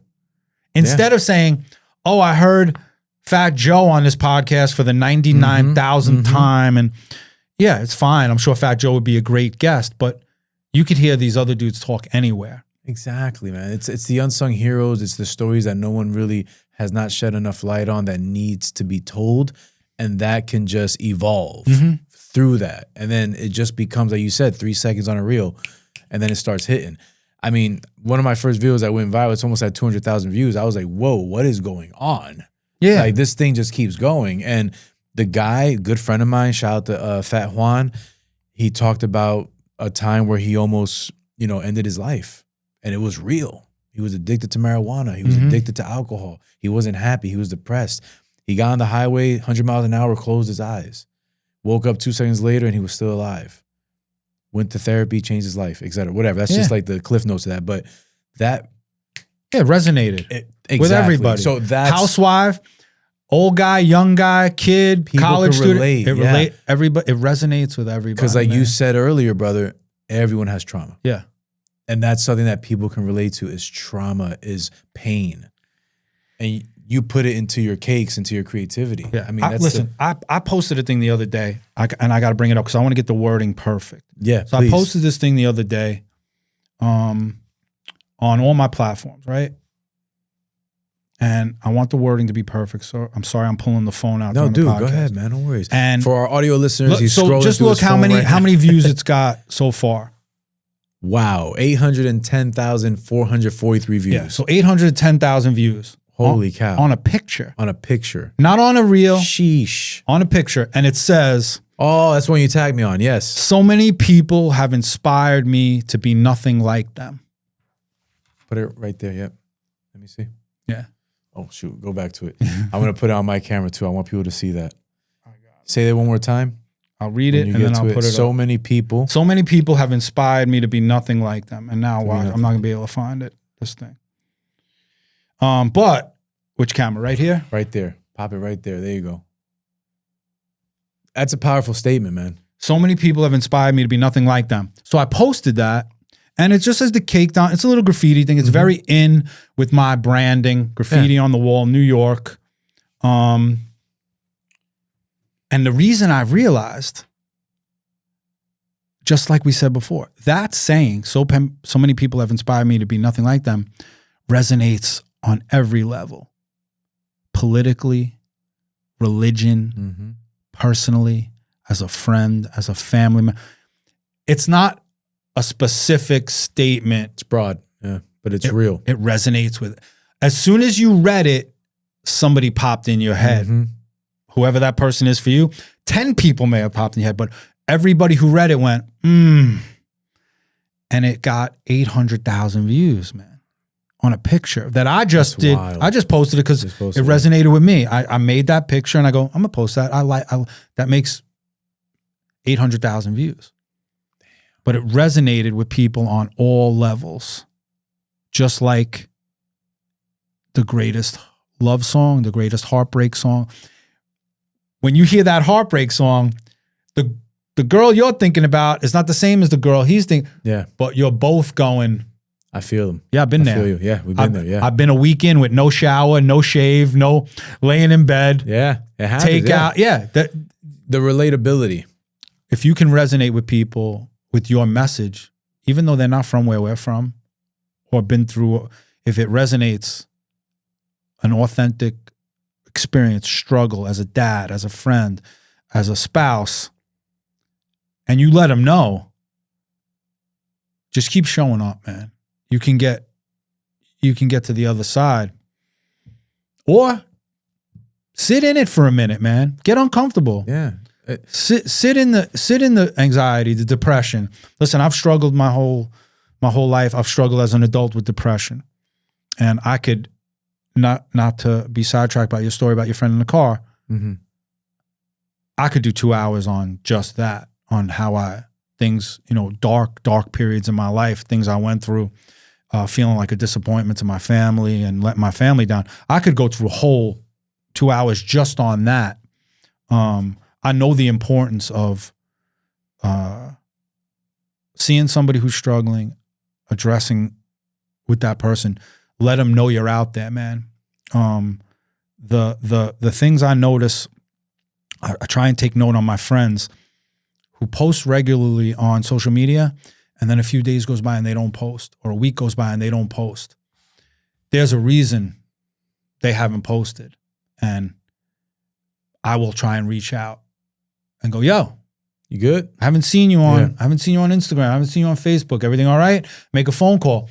And at first, some people go, yeah, I'm fine. Why? What? I just go, yeah, I haven't seen. Been kind of quiet. Just and checking I the know, temperature. and then I know I use me as I go, I know what it meant for me when I used to go quiet. I'm just checking, man. If you need anything, whatever. A lot of people caught up in their own. They don't even know. Their friend could not post for 30 days. They wouldn't even. Yeah, they wouldn't even notice, man. There's a lack of empathy in today's world with people just being good human beings and just, being empathetic towards your situation, and it doesn't hurt to be a little vulnerable, because calling somebody, like you just said, and just saying, hey, you all right? Are you good? Like, do you want to talk about anything? You don't know what kind of conversation you're going to get out of that. But whatever that is, you don't know what you're doing for that person at that moment. Yeah. That's a gift that you're giving to that person in that moment. And don't be selfish enough to not care enough to call them if you see they're in pain. Even if they don't want to tell you, but you can see, like you say, you can smell the trauma. If you're smelling that, and I had these conversations with plenty of friends of mine where they needed that pep talk. And you know what's crazy? All I asked was one question, waterfall. Whoa. Okay, so let's go back. What's up, brother? Talk to me. Like, let's. I'm not judging you. I love you. I'm here to help you. I think as men, there's no more conversations like that of fellowship and vulnerability, because we have to carry, to your point, that backpack every day that's very heavy, and we have nobody to lighten the load with. Those conversations are transcending to people and to guys like you and me that need that little push. Like, yo, I know that these words are not going to heal anything physical or mental, but I'm here. Let's talk. You know what I mean? I think that's missing in the world, because everything has become so, we become so conditioned to disgusting things as the norm. Oh, somebody got shot today on a video on Instagram. Oh, yeah. The whole Charlie Kirk thing, got shot in the neck. Well, whatever. Yeah. Desensitized. No, they're desensitized. There's no more empathy, man. We need people like you to keep that empathy and keep that conversation going. The real payoff from that phone call to your boy, when you checking on him, the real payoff to that phone call could be 4 years from now, when he notices you haven't been around and he says, I need to check on my boy. a phone call you made now, 4 years from now, can end up saving you because your friend goes, I got to check on my boy, man. He checked on me. I got to check on him. I haven't seen him.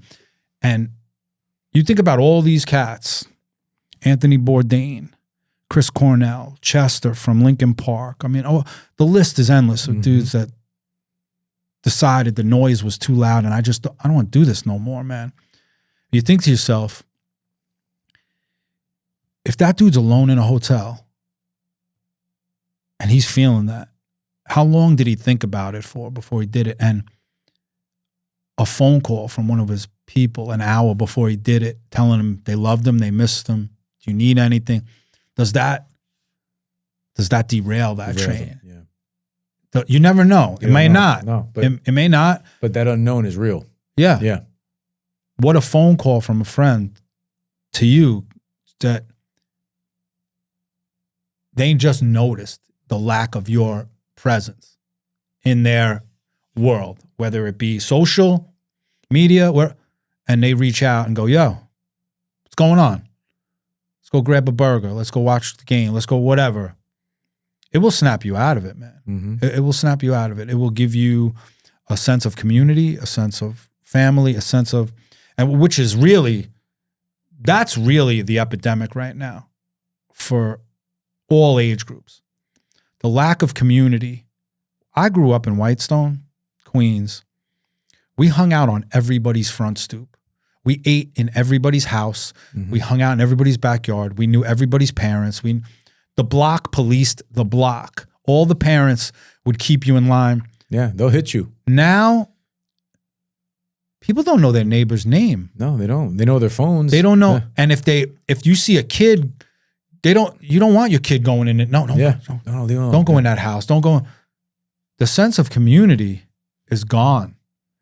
That weekly reset, however, whatever your religious beliefs is, whatever your upbringing was, that weekly thing of going to church, community, come together, say your piece, ask for forgiveness, whatever.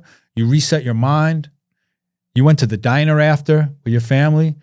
You got a bacon cheeseburger deluxe. You got some pancake, whatever. We sat. It's a Sunday afternoon, beautiful. You go home, put the sauce on the thing, make some pasta later, whatever. Yeah, that's gone, man. Yeah, that whole community feel is gone, and the people now to replace that community that we had, their new community is the red team, the blue team. It's politics, man. 100%. This is who they pray to. Yeah. I pray to this deity in the red, or I pray to this deity in the blue. And whoever you're praying to, when I see somebody that believes, that roots for that team like I root for the Mets, that is not the way to pick a political party, man. Yes. And that is not a religion. Your political party that's not your religion. It's a cult. So they've replaced this lack of belief with this new thing, because you could sit and doom scroll all day long and get fed exactly what you want to be fed. People that believe exactly what you think you should believe. The reset at church once a week, or synagogue, or wherever you went, mosque. I didn't know what the guy who lived next door to me that we prayed together, I don't know who he voted for. And I didn't care. You didn't care. I don't Thank care. You. Yeah. I didn't care who he voted for. We both prayed for our family, for our friends. We came together as a community. I didn't care. People now think because you voted a certain way, they can't be your friend. We can't have dinner together. Because social media is burning their brain. Yes. But if they put that down a level and realize the real important thing is faith in a community, faith in God, faith in my family, faith in my friends, then politics is important.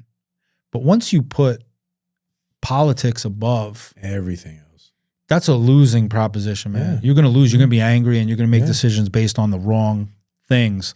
Me and my daughters, we don't agree on a lot of social issues. But I couldn't love a human being more than I love my kids, man. Yeah. We don't have to agree. We sit down and have a beautiful meal in my home. We know how lucky we are to be in this clan. Mm-hmm. I raised my kids to believe in it. We were like a pack of wolves, man. We do anything to protect the pack. Inside the pack, when it's just us, say anything you want to me. Yeah. Disagree with me, but on the outside, we protect. We're unified. We always protect against the outside. Mm-hmm. The political beliefs try to infiltrate and break up families. You can't. How many people? I can't go to Thanksgiving dinner anymore because I can't. Because he voted for such and such. You can't go to You can't go to Thanksgiving dinner because of a political belief. That's ridiculous, man. I'm shocked that people till this day. Well, not till this day, but now that's the new in vogue thing. Is like, oh, you voted for such and such, I can't be your friend. And I just had dinner yesterday with my wife and a couple, good friend of ours. We're on both different sides, but guess what? We're having great conversation. We're still human beings. We're talking about movies. We're talking about songs. We're talking about what we're doing this weekend. No one cares about who voted for who. But here's the catch. We all know. And it still doesn't matter. Yeah, of course. That's the beauty of being a human being. We just had the deepest conversation about a lot of issues for a couple hours here. Neither one of us has mentioned anything about border security or gun rights or ICE. Yeah, nobody. It doesn't matter, man. No, it doesn't matter. Whatever you believe. I can tell your character. I don't need to ask somebody, what is your belief on the NRA to know your character? It doesn't matter to me, man. It doesn't. I'll give you a perfect example. I'll take it even to a more minimal level. I'm a diehard Yankee fan. You're a diehard Mets fan. I can still go have a drink with you. I still think you're awesome. It depends. It depends what time. It depends what period we are in the year. Like depends where we are. I know 2000 was a bad year for you. I have friends. I have Yankee fan friends. Now, don't see, but that's what you think. 2000 was Mike rough. Piazza was in the World Series, man. I know, and Bernie caught his cat. Is out. For me as a Met fan, I'm good. Mike Piazza was in the World Series. For me, being a Met fan is a character builder, man. It builds character. It does. You front-running Yankee fan, especially you 90s cats, man. You dudes that were young in the 90s, stop the nonsense, man. How hard was it to root for Bernie, Mariano, Tino, Jeter? I mean, come on. Bernie, get out. Come on. You guys had, you guys had your clan. You guys had your squad back then. You were in the 2000 World Series. What happened? Please stop. You know? But listen, this is what I will tell my Yankee fan. We have this conversation all the time. Why do you hate the Yankees? I don't hate the Mets. And I go, what possible reason would you have to hate the Mets? You can't. Why would you hate the Mets? You're a Yankee fan. Yeah, you got two championships. But as a Met fan, there was an arrogant energy behind. And you should have been. You won every year. It's almost like what football team do you like? Giants. Me too. I'm a Giants. We just won the Eagles. We just beat the Eagles. How do you feel about the Cowboy fans? I can't stand them. My brother-in-law's a Cowboy fan. For a Met fan, Yankee fans are Cowboy fans. It's the same. I see what you mean. There's this sense of entitlement. Yeah. But I think that's shifted though. Because you guys have got our number in the Subway Series the last couple of years. Well, listen. And you guys have been way more competitive. I hate the Subway Series. I hate it. I hate going to Citi Field and it's filled with Yankee fans. It just bothers me. But it's from me as a little. It's in my DNA. Mm-hmm. I dislike the Yankees, and it's not. I don't dislike my Yankee. I have some of my close friends who I love more than anybody on the planet are Yankee fans. That would be that. That's how stupid that would be. That would be this political bullshit. Would be like, I can't go to good Thanksgiving dinner because they're a Yankee fan. That's what I was alluding to. It's like that's how childish and stupid and blinded everybody is when you put blue and red. You believe your beliefs politically are the only right belief. Yeah, and then they have to lead with that. Like, oh, what are you? I troll. I'm a Republican. Now what are you gonna do? You ever do that to somebody? They'll be like. It's like they start twitching. You couldn't get me to talk. You're not getting me to talk about politics. That's it's terrible. How some people lead with that. Like, dude, chill. Yeah. It's like asking a married couple, oh, when you're having kids, you've been together 5 years. Like, that's not your business. If your profile picture in the last however many years on Facebook is either an actual picture of Donald Trump or Biden. Or Biden. Yeah. You put them as your profile. Yeah, I mean, that's a little wacky, man. Put your mom. Yeah, that's a little wacky, man. Put Bernie Williams before you. I mean, put anybody. Mike Piazza. Put Mike Piazza before you're gonna put the president. What is it you're really trying to tell me? Yeah. I get it. I know what you're trying to tell me. That your political belief is above it. It's not even a picture of your kids. Your profile picture is the president or the ex-president. That's wild, man. I know what you're telling me. I get it. And I'm going to pass on lunch or dinner or whatever. No, thank you. Whatever you're selling, there's not, right. If you invited me on your podcast and the picture on your thing is the president or the ex-president, I'd be like, no, thank you. That's not the podcast for me. No more division. Let's just come together. Let's have great conversations. Let's build together and leave everything else at the door, man. You could get a lot more done together than divided. You know what I mean? There's no doubt. But go ahead. It's what keeps the views coming on the reels, man. Yeah, it's everybody with the dopamine. I'll circle back. Yeah. No the greatest songs were never written on a sunny day, man. Nobody cares. Nope. People want the pain. You want this, That's right? it. So they want, and that's what gets the views, and that's what's going to keep getting the views. You don't have to get the most views. You just want to get some views. I just want some views. Man. Give me some market share. I don't need all the views. Yeah. I don't need all the business. I just want some views, man. And I appreciate you having me, brother. No, I appreciate you, man. I got my last segment here. We've been killing it. Almost at 2 hours, man. So I got a little bit of time left. So I want to do my mastermind question. These are quick answers just to get to know you a little better. What book have you read that inspired you the most? The War of Art. Stephen Pressfield. That book. Yes. Oh my God, I love that. So The War of Art by Stephen. There's 2 books that have changed. There's actually 3 books that have changed my life. The War of Art by Pressfield. The Rick Rubin book. I have to read that. I heard it's amazing. It's life changing. Amazing. And my journal. My journal. My own journal. You're okay. I'm about to say it's my journal that I go back and read. Nice. I read my own journal entries, and I go, wow, man. I read an entry from a day where I was quitting cakes. I opened it up recently and I posted it on Instagram. It was a day where the universe was telling me to quit. And I wrote it all out on the page. You could see my writing is like manic. It wasn't even like nice. I have really good handwriting. You could even see my writing. I wrote, I think the universe is telling me this ain't it, man, that I should quit. How long? And I wrote it in, how long do I have to wait for a sign? All the shit we talked about, I wrote it. How long do I have to wait for a sign? When is the universe going to tell me this is the thing? Because all the signs it's telling me right now. So I go back and read my journal. The Rick Rubin book I cannot recommend enough, and The War of Art by Stephen Pressfield. Book, it's a quick read, small book, but it will push the narrative if you just get up and do the work. Yep, that's exactly the what reward will come. Yeah. Don't do it with a reward in mind. Just get up, do the work. How long did you think about doing this podcast before you actually sat down and really did it? Believe it or not, it was around COVID 2021.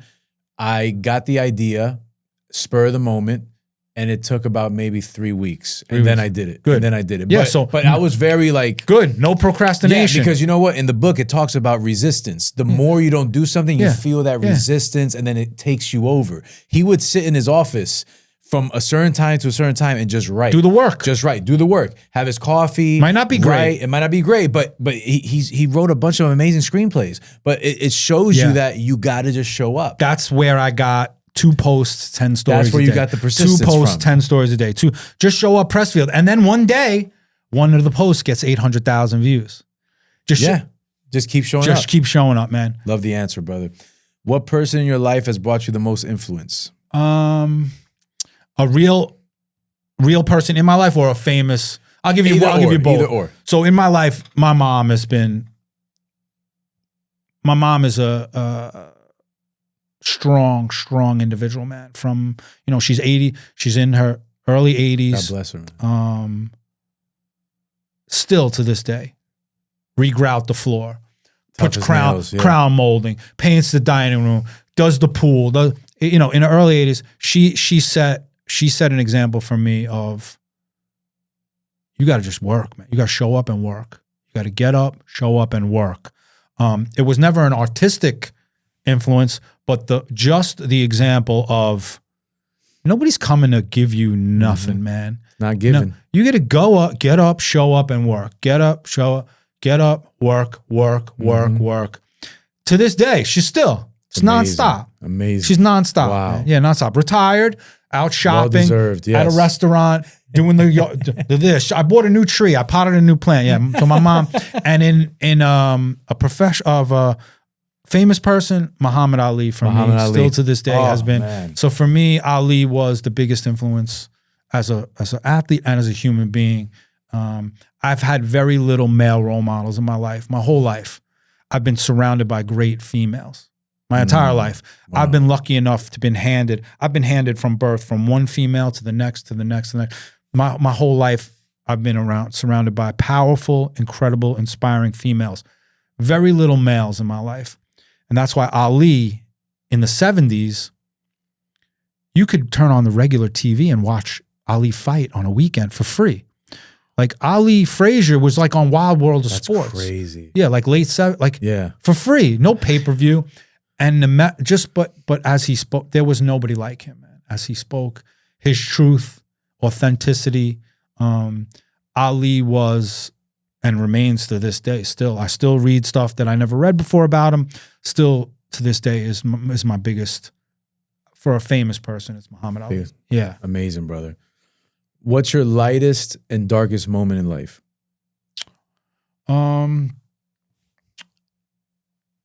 The darkest moments, you know, were really in the early stage of this cake game, thinking I'm sacrificing. My family is sacrificing a lot for me to succeed at this. And it took me to a real dark place, man. And thoughts that nobody should have. And, you know, as plain and simple as you could put it, you ask yourself, would these people be better off if I wasn't around, man? Wow. And I don't mean I'm going to move across town. Yeah, I hear you. Would these people benefit from me not existing anymore? And I've had those conversations with myself, man. And I was in a dark, dark place. Luckily, I could not have been surrounded with more love in I mean, the people in my life are, I've been gifted. I've been gifted with loving people in my life where if I pictured their faces, that was my medicine. Like I would go, no, don't do it, man. Don't think like that. You got to snap out of it. The lightest part of my life is today, man. Right now, I get to show up in my shop, and my both girls are there building this business with me, man. It just makes my heart warm. It's thinking about that. That's amazing. It's a crazy. My big one is she's basically running the show, man. My big one is the shop manager, customer, she is the face of the franchise now. When you walk in, you see her face first. And my younger one now graduated college last year. She's come into the family business, and her rapid development as a decorator, as a creative, like she's decorating cakes or just to be able to look and go, we're on this family as a unit is on the right path, man. To be able to hang out, I don't know if they're as crazy about it as I am, hanging out together all day. But it shows the family strength. Yeah, you know, I love that, and you have them together, man. That's a beautiful thing, and that they could build this. Imagine 10 years, 15, 20 years from now when they sit down and they go, "Remember back when we were doing this?" And now there's two Dons, not one. Remember with three. Yeah, remember with Dad, we were doing that, and now, they're gonna have they're gonna experience stuff together, building this business together. This is the payoff for me, man. It's not generational wealth, which would be beautiful if we could build. If I could just pass this to them, and this can take them through their life and provide them with a beautiful, comfortable life, beautiful experiences. This is the brightest my life has ever shined is right now, man. It's without a doubt. I'm surrounded with the most beautiful people, caring, And we came out the other side, man. This family sacrificed for a lot of years, man. We went from 5 vacations a year, big car, big truck, to no. Wow. We went 9. No, oh, that's right. During the development. Yeah. We went 9 years. I went 9 years. Me and my wife and kids went on no vacation. Now, as a family, if you grew up like that, you just go, oh, we don't go on vacation. Yeah. But we went from 5 to none. To 0. And my kids never blinked. They never were like, fuck is going on here? Like we used to go on, they saw and they were watching it happen in real time. And now they got to go, Dad we built this. We built this. Like if they have an idea now, in a year from now, if my kid has an idea to do something, she's gonna go, we could definitely do that. Like this is how we do it. Yeah, this is the lightest period in my life, man. I'm loving it, brother. I'm loving it, man.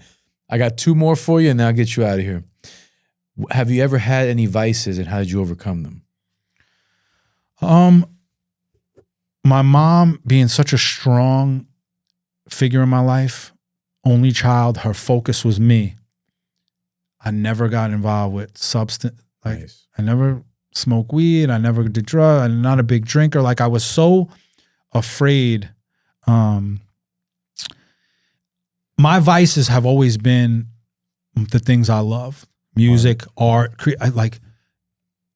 luckily, and I will, whoever's looking over me, man, on a daily basis, I know I'm being taken care of by probably an array of different people that are up there. They've allowed me to not get any vices that have been a negative on my life. My belief in myself and this vision for a while was negative, and my hyper focus on succeeding in the cake game, for years it was negative. We struggled, but nothing where I had something in my life and it was affecting me negatively. And I could say I'm blessed in that way. I really have avoided getting involved in anything. Maybe a little sports gambling when I was a little younger, but lost some money on it. But nothing. But nothing other than that. Nothing. I can understand how you can get hooked on shit, man. Yeah, it's hard. I have an addictive personality, and when I find something I love to do, you go all in. Yeah. So luckily, I've never gotten involved in any drink, drugs. Yeah, thank God. Awesome, and I hope to keep it that way forever. Amazing, bro. Last question, brother, before I get you out of here. What is the last thing you purchased that changed your life? The last thing I purchased that changed my life. Do you know who John Bellion is? No. John Bellion's a producer, songwriter. I was not a big John Bellion fan. John Bellion released an album recently called Father Figure. Okay. All right. And I was not a huge John Bellion fan. He released an album called Father Figure. I got this album, Father Figure. Yeah, so John Bellion's written songs. If you look on the charts right now, he's written songs for Bieber, everybody. Really? He's got everybody. He's got Rihanna. He's got hit songs with everybody. He released an album called Father Figure. Father Figure. 6 years ago, Bellion was being abused by the music industry. He had signed a bad deal when he was a kid, and you'll appreciate this. Gave up when you're young in the music world, you'll sign anything. They'll sign, yeah. It happens to the greats. You'll sign anything. You just want to make. You want to get your music out. He signed a deal, and he realized all these hit songs he was writing, he wasn't making the money. He didn't own it. He didn't make the money on all this shit. He was making money, yeah, but he wasn't making the money. Just like Taylor Swift had done. She needed to re-record all her stuff. 6 years ago, he removed himself from the music world. He said, fuck it, I'm not doing this shit. I'll figure it out. He waited for that deal to expire. And all along the 6 years, he's a Long Island kid, he was writing music. But the difference was now, in this stage of his life, he's a father. He's got kids, married. He wrote this Father Figure album from a place of, there's a song called Father Figure, and it says, you look so sick inside that big Ferrari. You left your kids outside the after party. What is it? What is that Ferrari? And then at the end of the song, you end up in a coffin, and your coffin looks like a big Ferrari. And what was it worth? Wow. But he writes the whole album, and the album goes through his journey as a father. There's a song called Don't Shoot. And it says, if you want that case, he's singing about his sons. If you want that case, that's a case I'll close. Get in that boy's way. I'm on my way. So he's talking about his love for his family through a whole album where that's a very rare. Yeah. You don't ever really hear a guy shed that much vulnerability. Yeah. With kids. And then there's a song at the end called My Boy, and he's telling his stay young, my boy. Stay in these arms forever. And he starts talking to his son. He starts to cry in the track. This album has changed me. Wow. I gotta check it out now. The album has changed my. Wow. I've listened to this album. I've read word for word for word every track through it. How a $20 out and I buy vinyl still. I collect vinyl. Nice. How a $20 album or $30, however much I paid for this album. He played Forest Hills Stadium probably 6 weeks ago. I took my youngest. She went with me. She actually got me the tickets. Oh, nice. For my birthday. Okay. She knew. She's like, Dad, we'll go. Nice. We went to see John Bellion. We went in general admission on the floor. It was a religious experience, man. This dude took us to church for 2 hours. I will not, from who I was when I walked in there that night, I'm a different human when I walked out. And when art can do that for you, oof. I was so moved by it. He was playing 2 nights at Forest Hills. On the ride home, I made my youngest daughter buy tickets for the next night for me, my wife, my oldest, and her boyfriend. I needed everybody. Wow. I needed everybody to experience it, man. Wow, man. I went to see John Bellion the next night, and it was not a fluke. It was as moving as the first night. To be there with that cat, he left for 6 years. He wrote these songs, didn't know if anybody was going to show up. He sold out 2 nights at Forest Hills. Sold out 2 nights at Forest Hills, man. That's wild. This album, I'm that friend. I'm the friend who sends you music. I've turned more people on to this album. There is a story that's told in this album, and hopefully I will meet John Bellion one day. I know it. I can feel it. He's a Long Island kid. I'm on Long Island. When I meet him, I will thank him for that album and thank him for putting the story down and really talking about being a dad.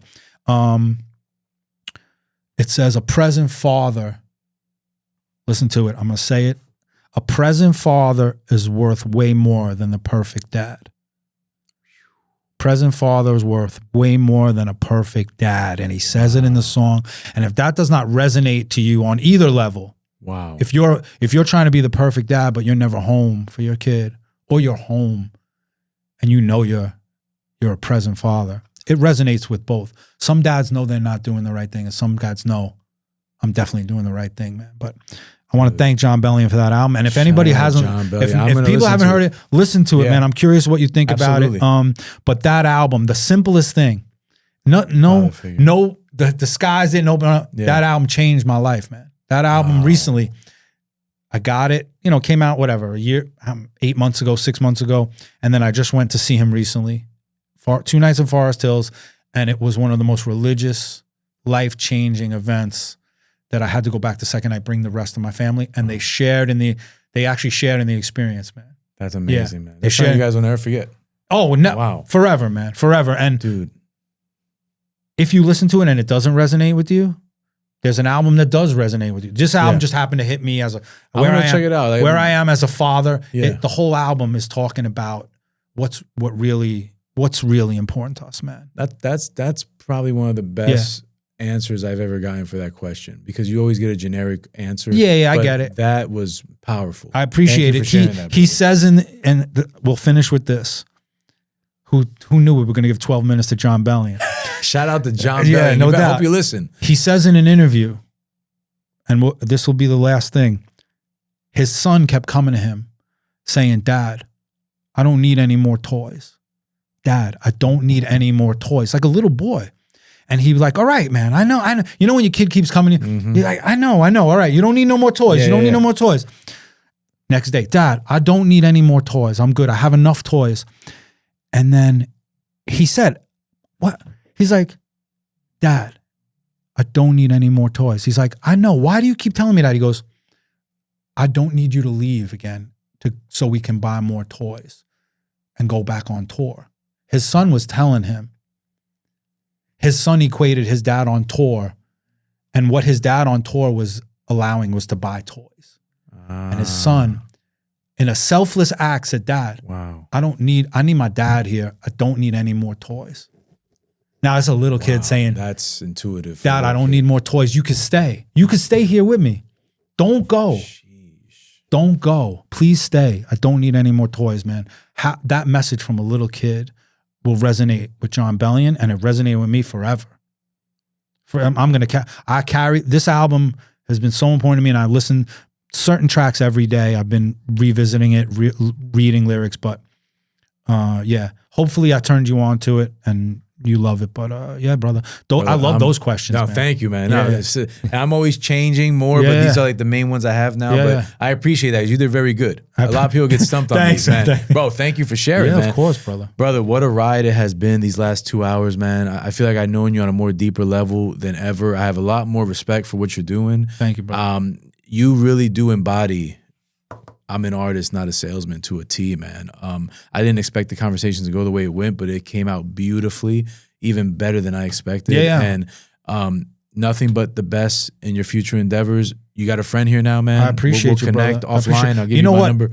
How crazy would it be if I say your podcast and what I said at the end was the reason I got to meet Jon Bellion, man?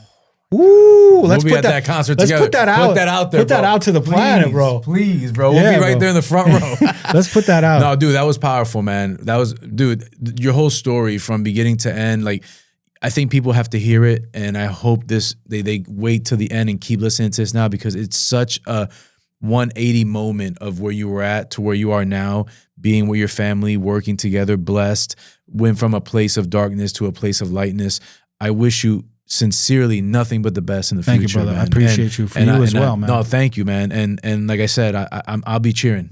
I'll be cheering. Yeah. And before we wrap, please take a second.